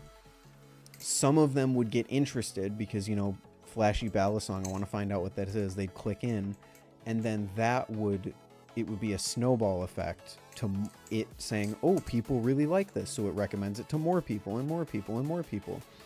And he was also, from what I have seen, fairly good at interacting with some of the newer people in chat, which meant that he had more retention. So people stuck around in hopes that he would read their message. Very, very smart, genius thing to take advantage of because it was working for him, and he very obviously received the spoils from that. But unfortunately, YouTube exists in a place where subscribers don't equal viewers on your videos. So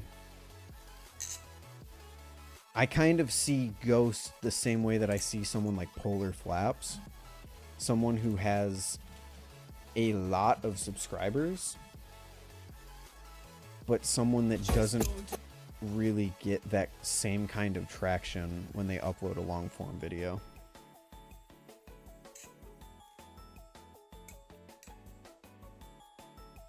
He was a better YouTuber at 500 subs. I still think he's a cool guy personally, but content-wise, he used to be better. I gotta give it to him. From an outside view, I don't think his content has really changed that much.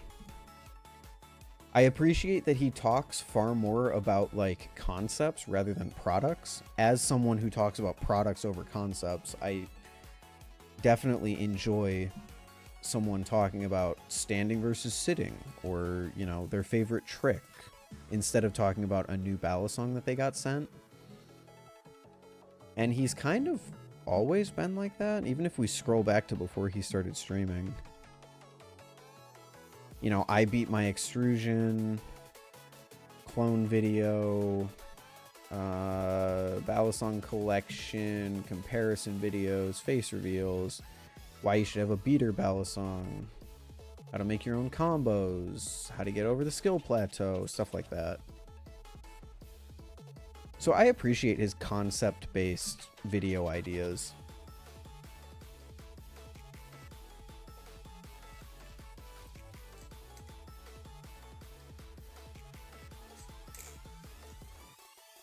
Bowler Flips is only in the hobby for clicks. He's fake to the hobby, not a real member. I agree.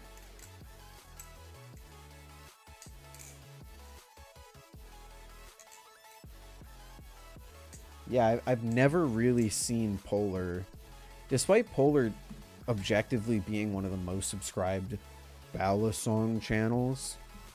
I've never considered him as actually part of the community.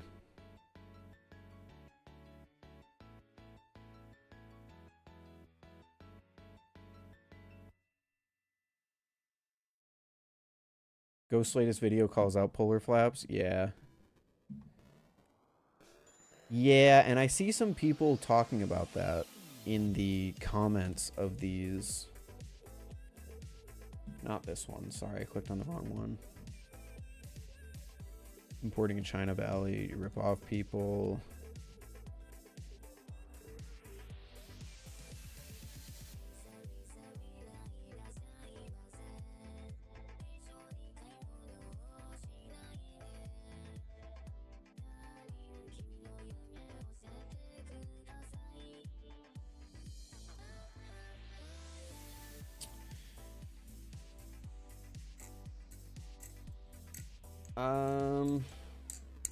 Oh, and Pez. Good call.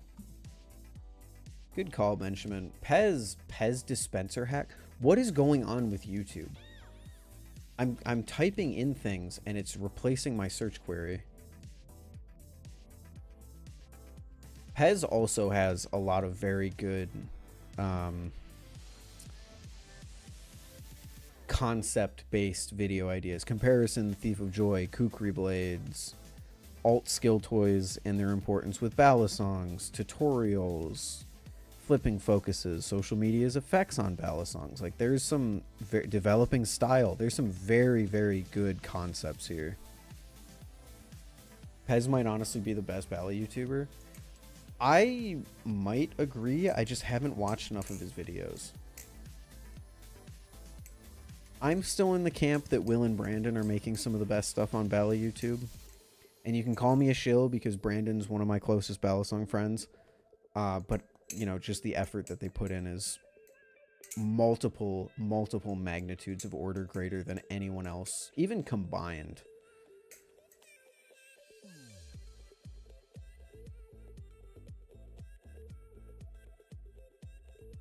I wonder if people reviewing items they usually wouldn't buy because a company sent them has some part to do with the views. Not entirely sure what you mean by that, Ted. Like, do you think them reviewing something they normally wouldn't buy would increase the views or decrease the views, or...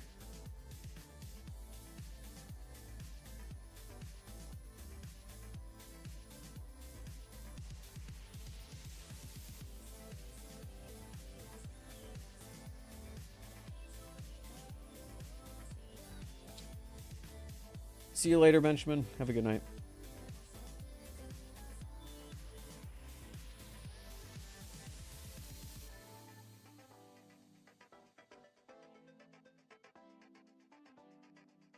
What about Balisong flipping? I also don't consider Balisong flipping to be truly a part of the hobby. He doesn't interact with anyone outside of his own community at all.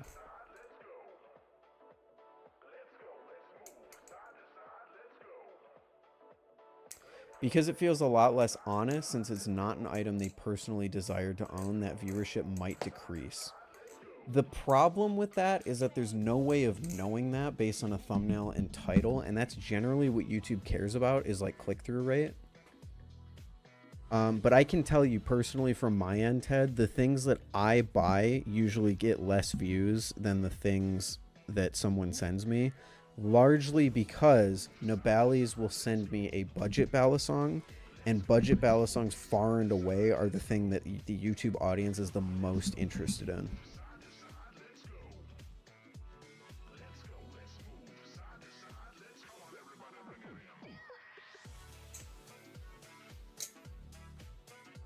I think Will and Brandon have been overshadowed by the newer YouTubers for new members to the hobby. I disagree. You have to remember that most of the smaller YouTubers, myself included, are only getting about 1,000 views a video. Will and Brandon are still exposing a huge amount of people to the hobby. And while their views, you know, also aren't what they used to be, especially compared to 2 years ago, they still are averaging 5, 10, maybe even 12,000 views a video lately.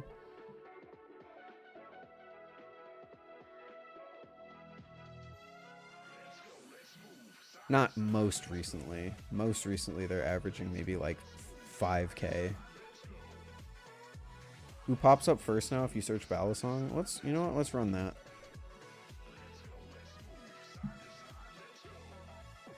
I am going to open a new private window so that I can type in YouTube and I can type in Balisong. Am I going crazy? What? Did I not type in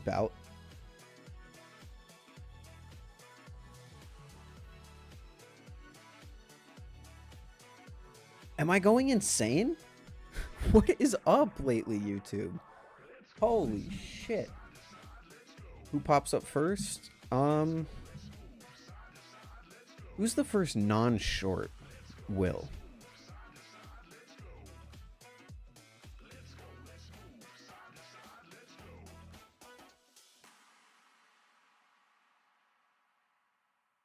Will is the first non-short for me. It's probably going to be different for you guys. Mills Flips. Is this a newer channel? Oh my god. Wait, what? There's a dude getting 1,000 views a video that I wasn't aware of? That is actually crazy.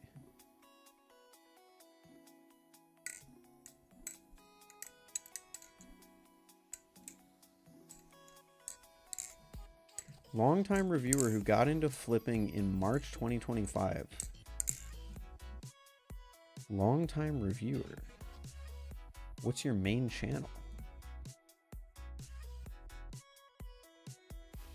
Also, what are your... I don't want to watch one of these, but oh, is he just a head-mounted video?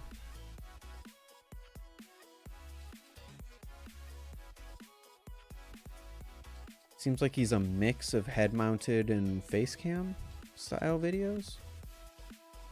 Holy graphics, hello?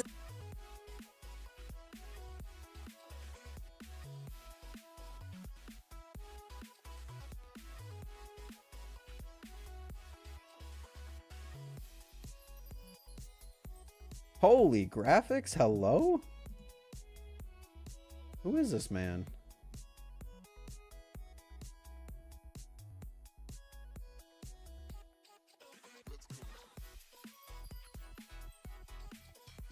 Wow. That is incredibly high production value for someone with 248 subscribers. Goddamn. Okay. Mills Flips. I'll throw that in the old brain... the brain queue for me to not remember to watch later.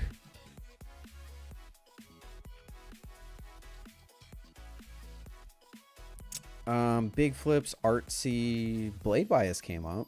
I'm actually surprised given that this is like, it's a private window, but it is still ultimately my private window. I'm surprised it took this long for Blade Bias to show up. Also surprised it took that long for Artsy to show up. So I have no idea what that is. Did you hear who won the crate with the Bally's? I did. The Crescent. Whoops.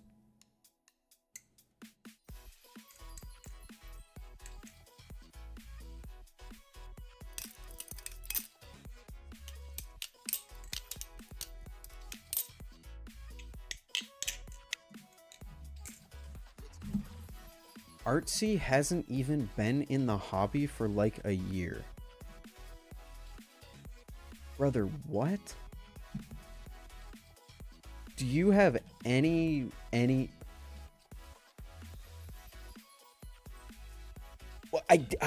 At what point would I want a projector? What is going on, YouTube?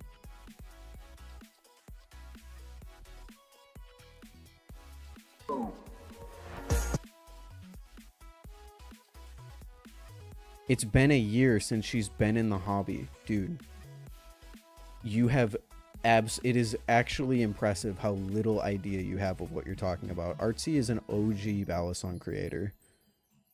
And all it takes is for you to go on her channel and scroll back. She's been uploading Balisong stuff for 8 years. When was her last upload? 3 months ago? Do you mean she's been inactive for a year?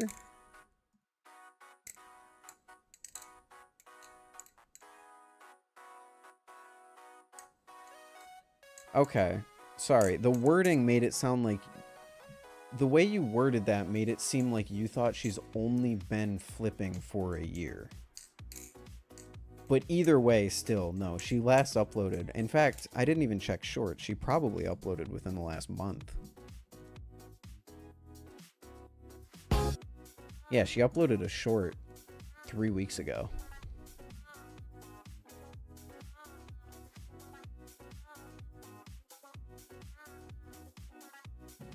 My apologies on the confusion there, but yeah.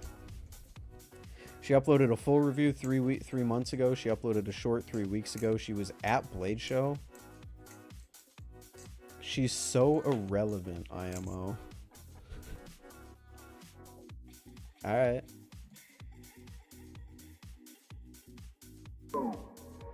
Shut up.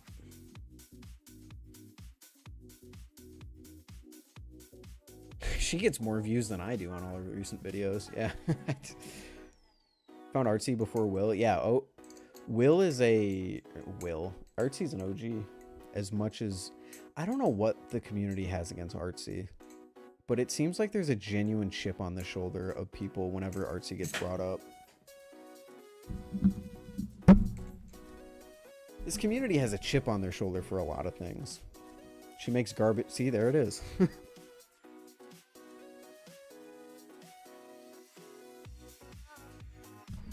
You bring up Artsy, or Artsy like goes up in Acid Bowl or something like that, and people just like collectively lose their fucking minds about it. Female flippers in general. Ding, ding, ding, ding, ding. Artsy saying something meaningful count. 0. Dude. Sometimes I wonder how I fucking made it in this hobby. Sometimes I wonder how people can look around at the things who are almost at the... How people can... look around at the people who objectively make better stuff than I do and say, that person sucks. And then come to my channel and go, oh my god, I love your videos.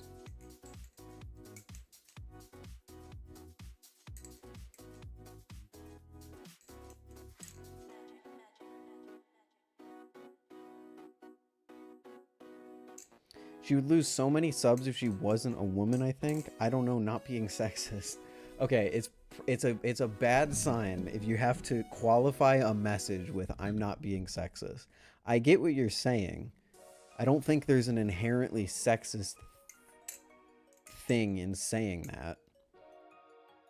I don't know though, because like you have someone like Will who isn't a woman and has, you know, double her sub count. So as much as you have to think about it this way. She was doing tutorial videos in a time where no one else really was except for big flips. So I think saying that she wouldn't be as big as she is probably slightly true, but ultimately she would still be one of the OG YouTubers that a lot of people know if she was a dude. I think that's my take on that.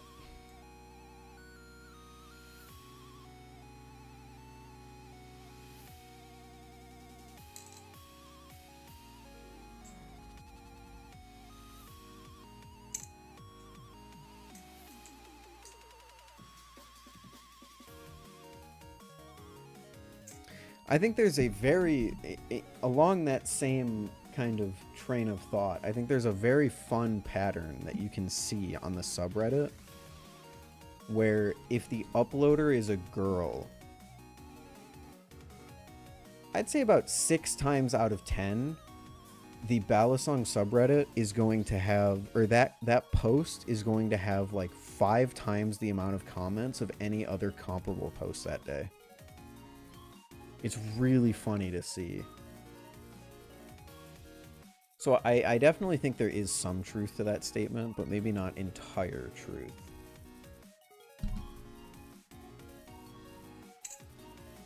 Big Flips left for a while and Artsy carried the trick teaching category. Yeah, I think she would be bigger if she had ever, like, made more, I guess, advanced tricks. Because as far as I know, Artsy doesn't teach a ton of, like, intermediate / advanced tricks. It's more like stuff beginners would be into. Although I don't know that for sure. I should check before I open my big fat mouth. 0G... No, she does the 0G whip. What is a 0G whip?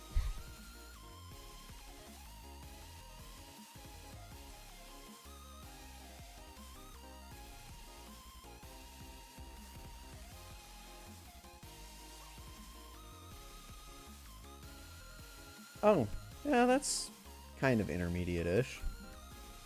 What about, like, back in the day? What about, like, 3-4 years ago? Twirl ladder, that's getting up there. Whip rollover. Backhand fan, infinity ladder. Okay, no, she was actually doing more advanced tutorials than I give her credit for.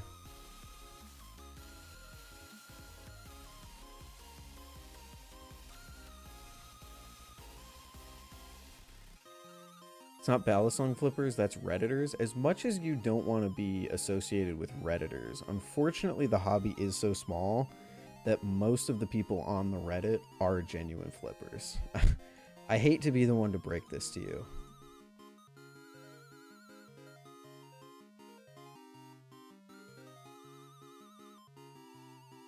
There was that guy that posted today about he found a $1 find of the day and it's a picture of a Kraken trainer, and I'm really interested to know what the hell he means by that.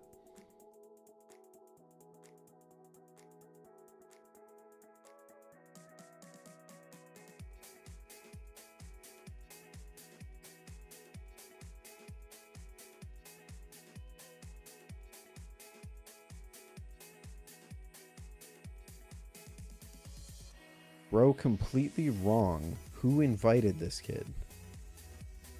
I hope you're talking about me. Who invited this guy to stream on his own channel? I know you're probably not talking to me, though. What is this?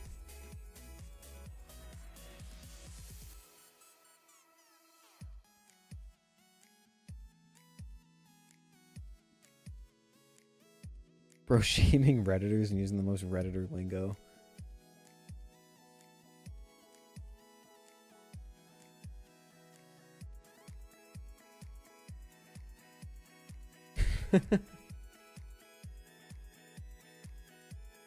Man definitely runs Discord servers.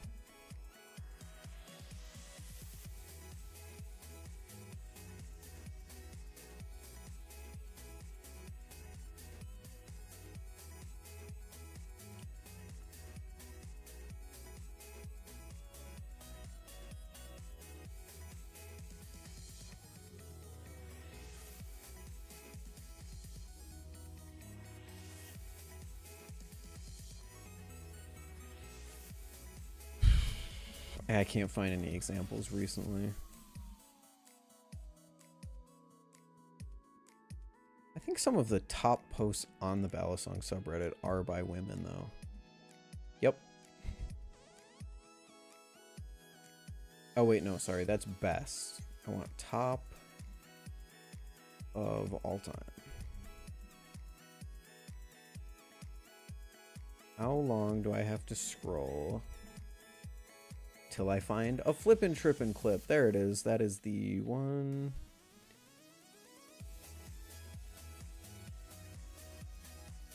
That is the 12th post. Do you hear about the winner of the Create with the Valleys? Yes.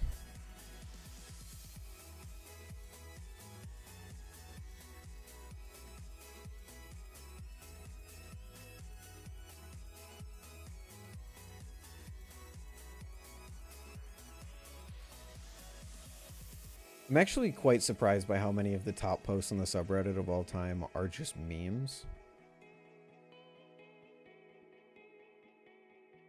I'm sure the comments are all kind and supportive. Let's find out.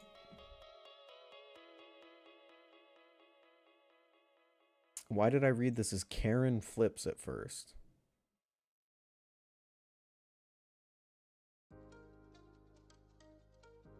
Hey, I really like your videos, but I also noticed you slouching. Take it from me. It's not healthy for your back in the long run.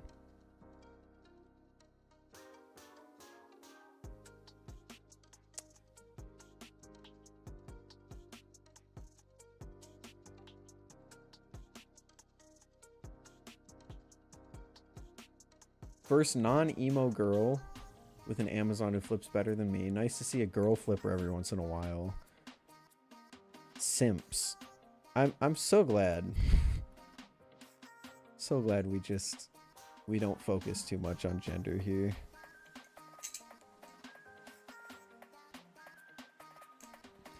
Speaking of people who have been active, has Flippin' Trippin' been active at all? I don't think I've seen one of her posts in a while.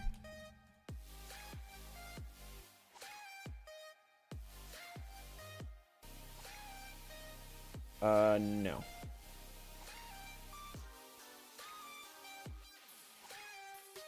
She uploaded in March. That sucks.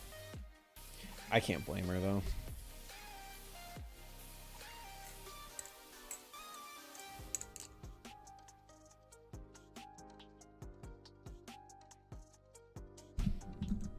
I was gonna get a refault, but in Canada the price is skyrocketed. Really? It's like 170 CAD for a refault. I wonder why that is. I'm excited for my Barracuda V2 to come in. Dude, I hope you enjoy it.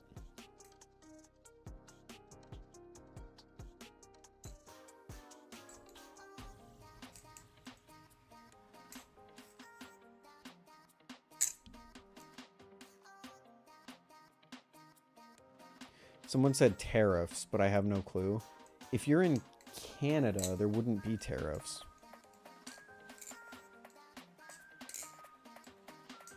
I mean, I guess there could be tariffs if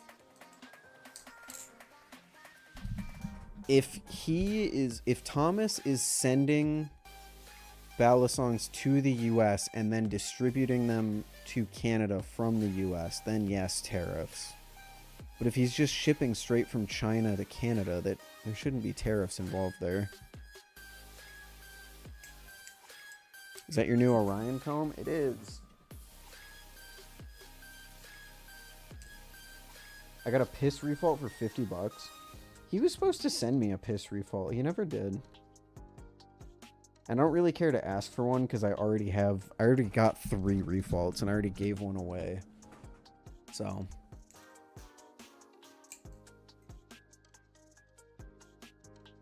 yeah, I don't know why it would have jumped up like that. That's strange. Honestly, I would still pay 120 for a refault. I think it's still a really fun Balisong for that price. But I definitely don't blame you for getting a cheese instead. Is the Barracuda a good flipper? Barracuda is one of my favorites in the price range currently. The Barracuda V2 is probably one of my top sub 200. $200 Bally's. By piss refault, I assume y'all mean the Altem, yes.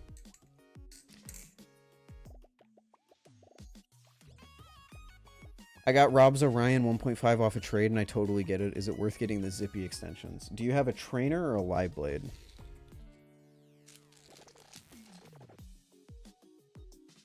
Remove the pen from the Ballyquill. You've got yourself a plastic Vault 360. I wish. Unfortunately, there's still a pretty large... Live blade. I would get the zippy inserts. I have the zippy inserts for my Orion live blade, and I think it's fantastic.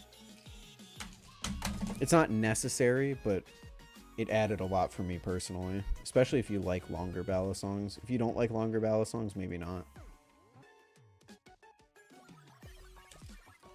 Slight handle bias without the pen. It actually flips not awful without the pen. It flips like Fun Chucks without the pen, which I guess you should expect.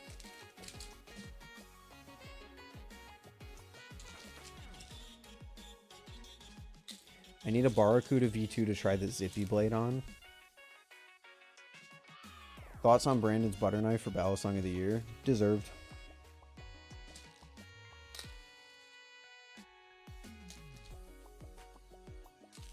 It's stupid how competent the Ballyquill is.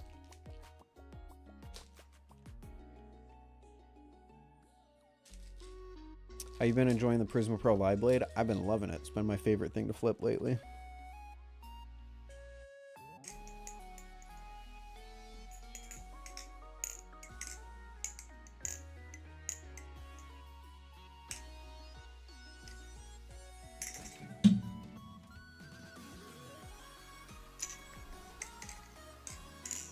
I got the Barracuda in the cotton candy colorway. Hell yeah, dude.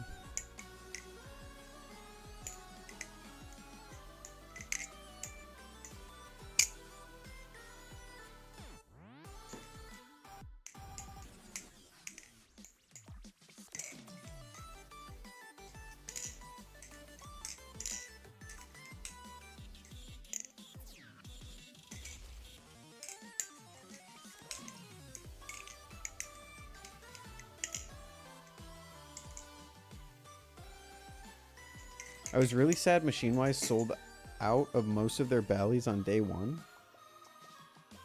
They didn't, though. They only had brought the Opus V2, and as far as I know, they had Opus V2s until Sunday.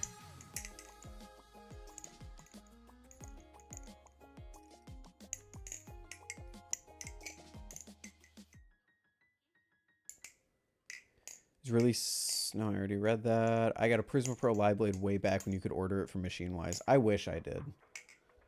Unfortunately, when I have to send this thing back, it's going to be a very sad time because I think Martine said only about 30 of them exist.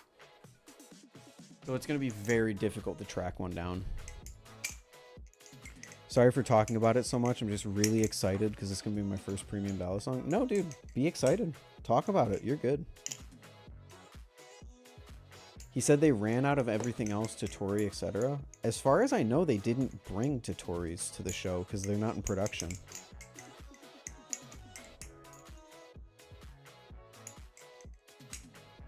Totoris haven't been in production for a few months now. I mean, there's a chance I'm wrong, but I'm fairly certain the only Balisong that they brought was the Opus V2.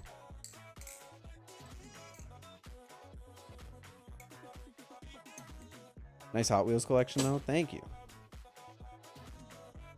Wish I could show off more. There's actually a pretty good amount back there.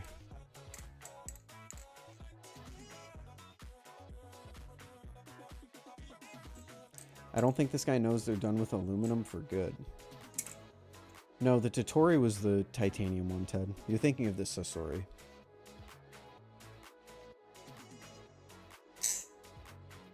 The Totori is also out of production because they've been solving an issue with the production line or something like that they were having.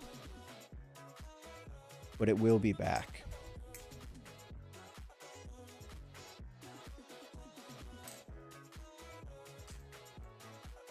Yeah, I'm like 90% sure I asked Martine how the tutorial was going, and he said they were out of production. I could be wrong.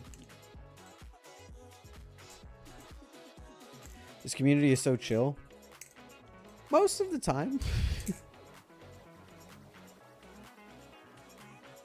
Most of the time.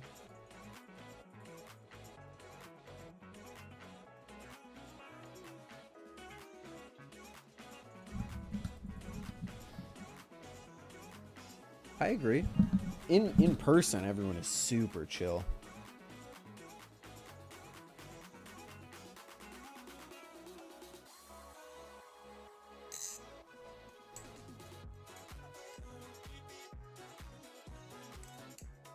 What do you think about the whole censor the word job? I have no idea what you're talking about.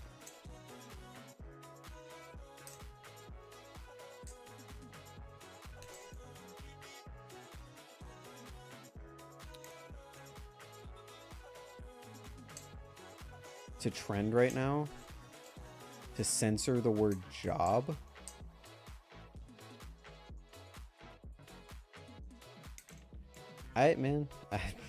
I'll take your word for it. Online, there's always going to be 10-year-old keyboard warriors or retired keyboard warriors who just want to get one final laugh. This community is very full of people who... This is the one thing I will say. I love the community. I think we're so cool in person, but we are very full of people who get very comfortable behind a screen and behind a shield of anonymity.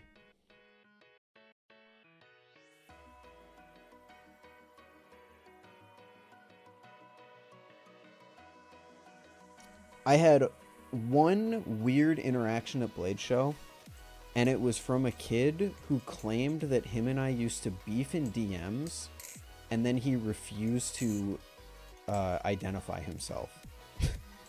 So stuff like that, where it's like, if he actually told me who he was, I probably would have stopped talking to him on the spot. But he refused to identify himself because he wanted to keep that shield of anonymity up. And I'm guilty of it too. I mean, I've had my fair share of, what was his name? Bevel Aesthetics. I hated that guy. He made some fucking awful posts, but he walked up to Ty at Blade Show, I think like 2 years ago, and I just walked the other way because I didn't want to engage with him.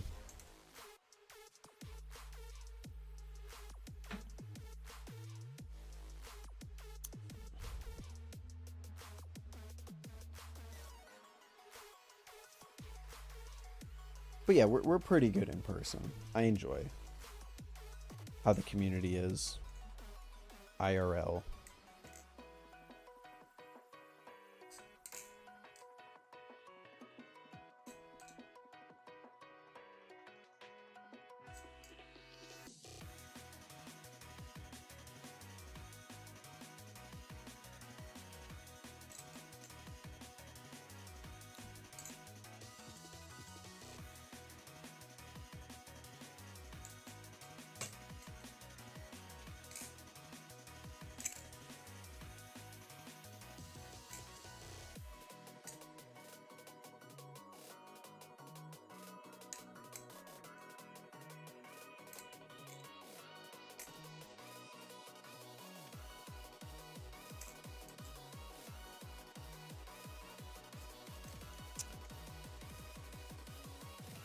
I wonder who is the oldest member of the community.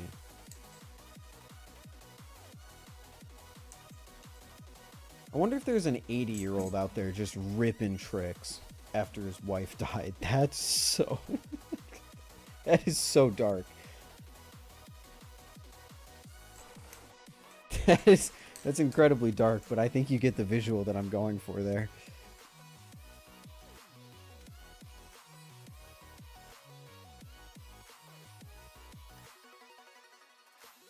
Ethan tolerates me because I'm a delusional old man.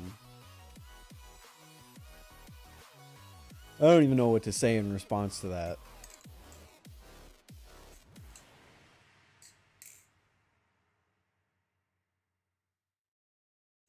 And I don't know what to say in general. I think we'll all be flipping till we're past 80. Someone actually asked me on my Q&A blade bias video. Someone asked me about repetitive strain injury. And if flippers get it or not.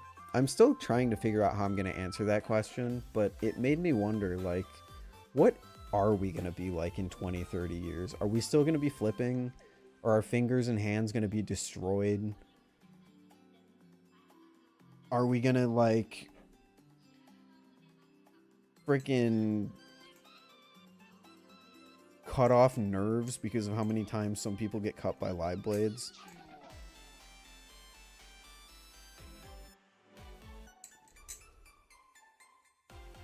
I think the true answer to that question is, since most people who flip are very young, you don't really see a ton of repetitive strain injuries. Because I think the only people who are flipping enough to, like, actually get RSI or get an RSI is, like, Banks, who's flipping, you know, 8-10 hours a day. But he's young enough that he's probably not going to be noticing that for another few years. I don't know. It's a genuinely interesting question. You'll be flipping laser blade ballies in 20 years. I, on the other hand, will be dead. You will not be dead in 20 years. In 20 years, we'll have extended the human lifespan up to an average of 100 years. That's not true, but it is a very interesting question. What will Balisongs look like in 20 years? Because Balisongs haven't changed a ton. If you go back and you look at, like, the original Benchmade Balisongs that they made, it's still very largely a similar design. Like, there hasn't been any crazy technological breakthrough, unless you're counting something like Teflon coating or 3D printing or aluminum. I guess aluminum is probably... Here's a question for you guys. What is the biggest Balisong breakthrough? What is the... I don't know, for some of my old heads in chat, what's the Mario 64? What is the paradigm shift in the Balisong hobby? I would argue it's aluminum Balisongs.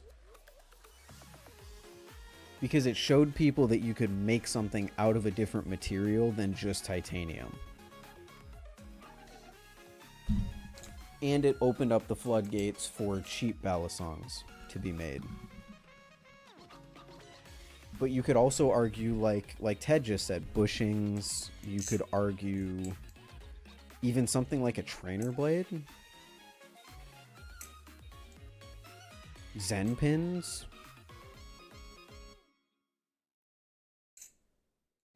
Old Benchmates were cast titanium, so modern CNC machining is a massive change. Yeah.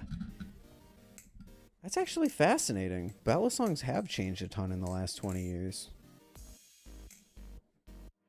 I wonder how they're going to change in the future. It's a very interesting thing. I saw on Nabali's website that they advertise the cheese as the first Teflon-coated Balisong.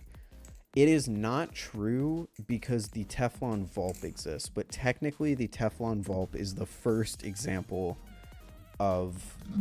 because it's also Nabali's, so, like, it's a half-lie. But yeah, Teflon Vulp is the first time we saw Teflon being used in that sort of way. Now the question is, did Nabali's invent the idea of the Teflon Vulp, or did Nabali's come up with the idea for Teflon and then pitch it to Will? So what came first? Did the cheese come first, which inspired the Vulp Pro, or did the Vulp Pro inspire the cheese? The Vulp Pro, sorry. Did the Teflon Vulp inspire the cheese, or did the cheese inspire the Teflon Vulp? Marcolo had something that was similar to Teflon coating a long time ago. Not sure what it was. It was probably like Cerakote, right?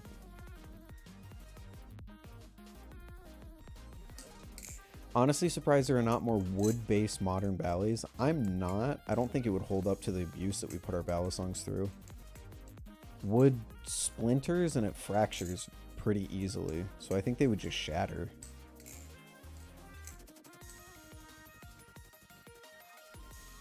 Chat, it's... you should go to bed, Dean.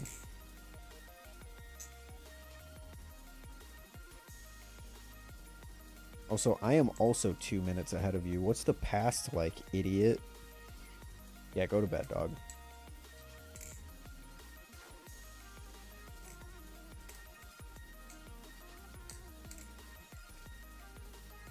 Might be the cheese first. I saw in Will and Brandon's video that one of the first ideas of a Teflon bulb was the white and the bright yellow they used for the cheese.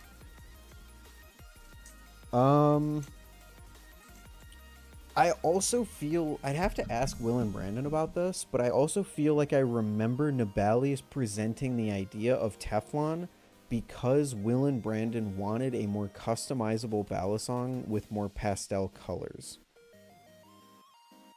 That they could also do the blade. I'd actually have to ask him. That's a good chicken or egg question.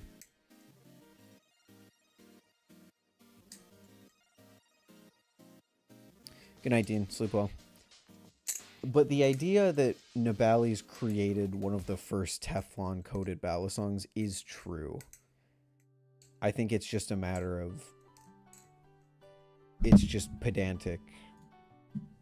A matter of pedantics if you want to say it was the cheese or the Teflon vault first.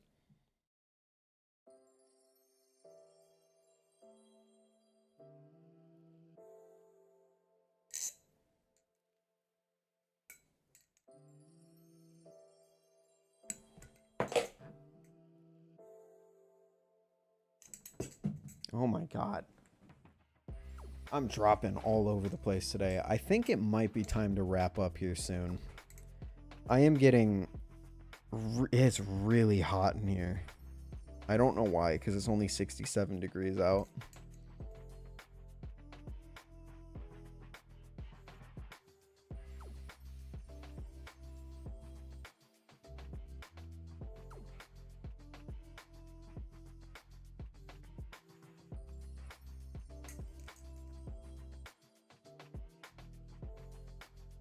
Yeah, I think that might be my limit. My brain isn't working right, and it is ridiculously hot in here. So I think I'm gonna call it there, chat.